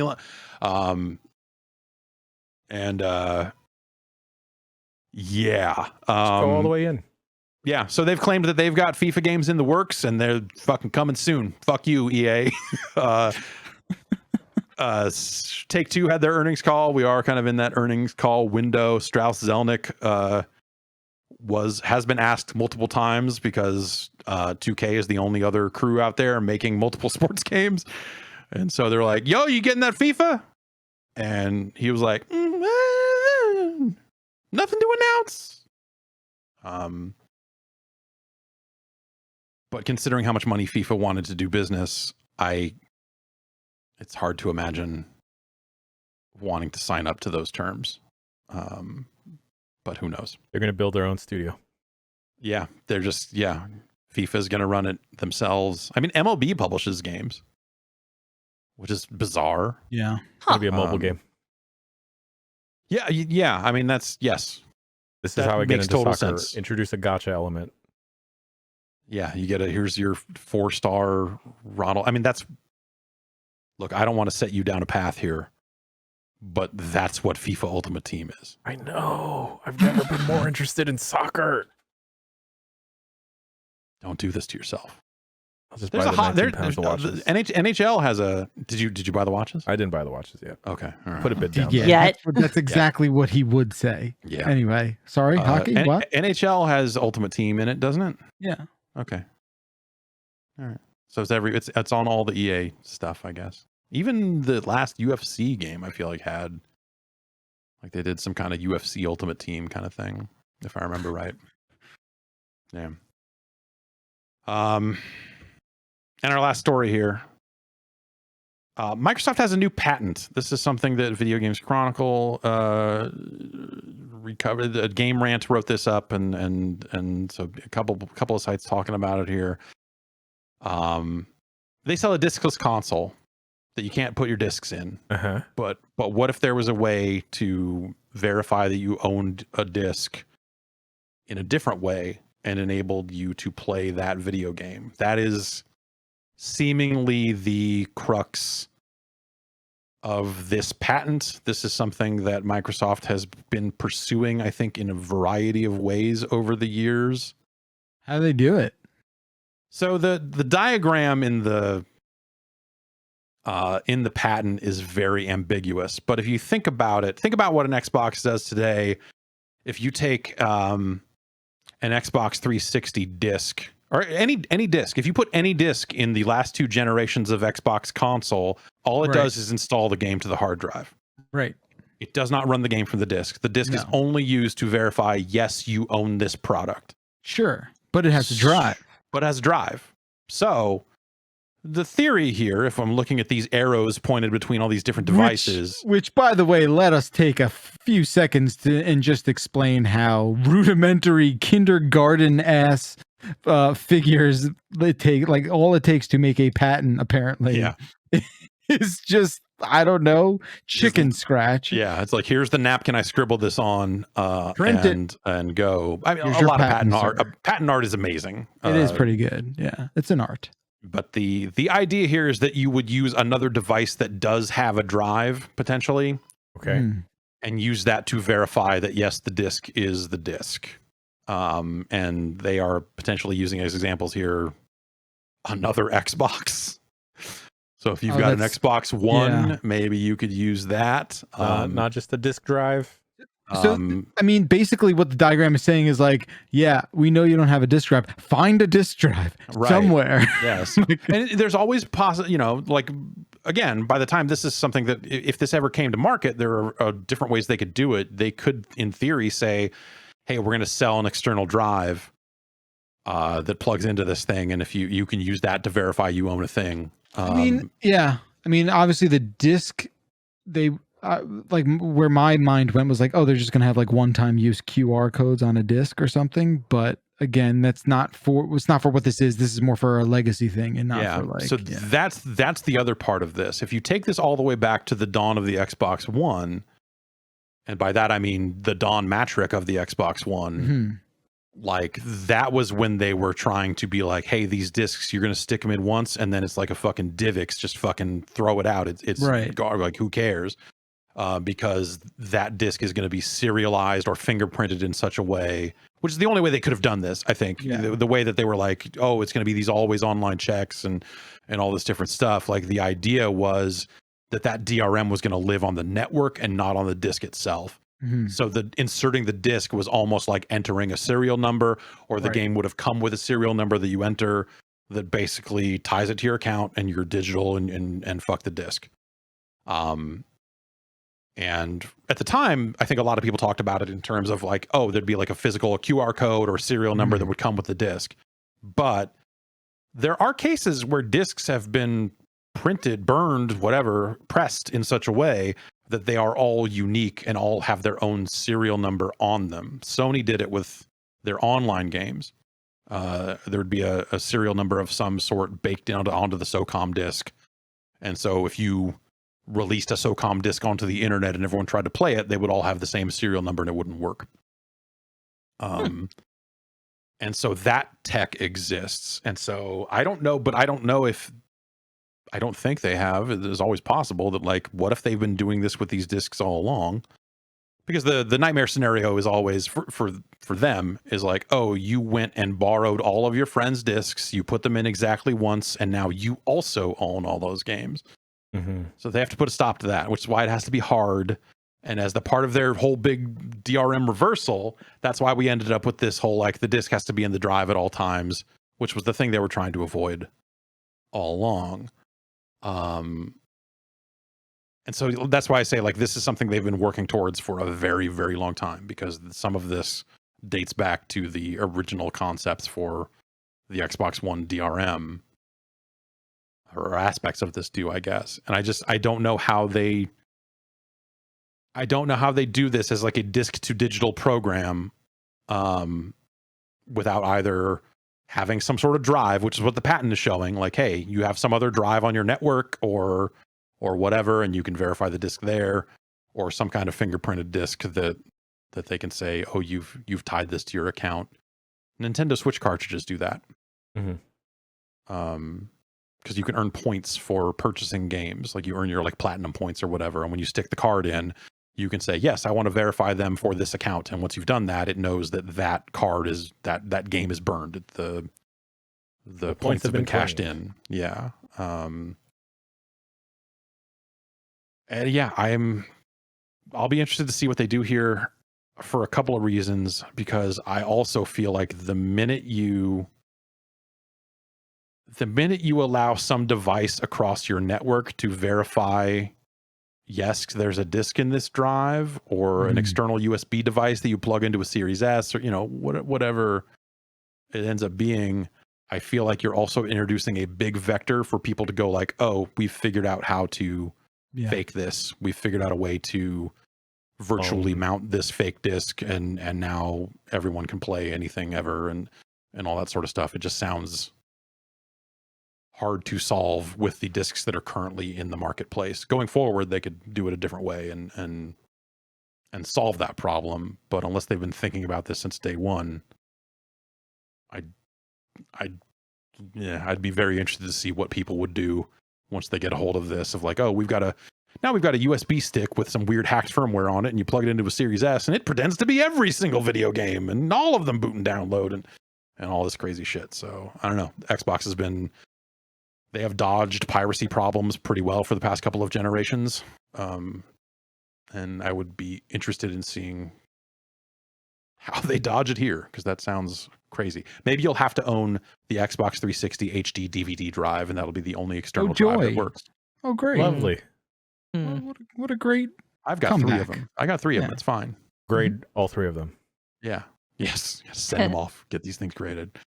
That's going to do it for news, and that's going to do it for the show. We're going to wrap it up here. What? There was so much news. A lot of news. That these emails I didn't even look at the time. Fuck. Are going to have to wait. But I have marked them. So Harold, your email about buffet strategy, perhaps we will get into it next week. I need to know this. Okay. So stay tuned for that, and we'll be back next week with another episode of the Giant Bombcast. How about that? Wow. Crazy. Sounds good. Oh, I'm okay. Yes. Oh, he's all discombobulated. Yeah, Yes. so you're 2 musics behind. This is crazy. Wild card, Jen. Okay, hold on. Let me just restart this bad boy. Yeah. I'm gonna switch over to this computer. Microphones will still be on. Is it this one? No, it's not this one. Shoot, it's this one. Push all the buttons.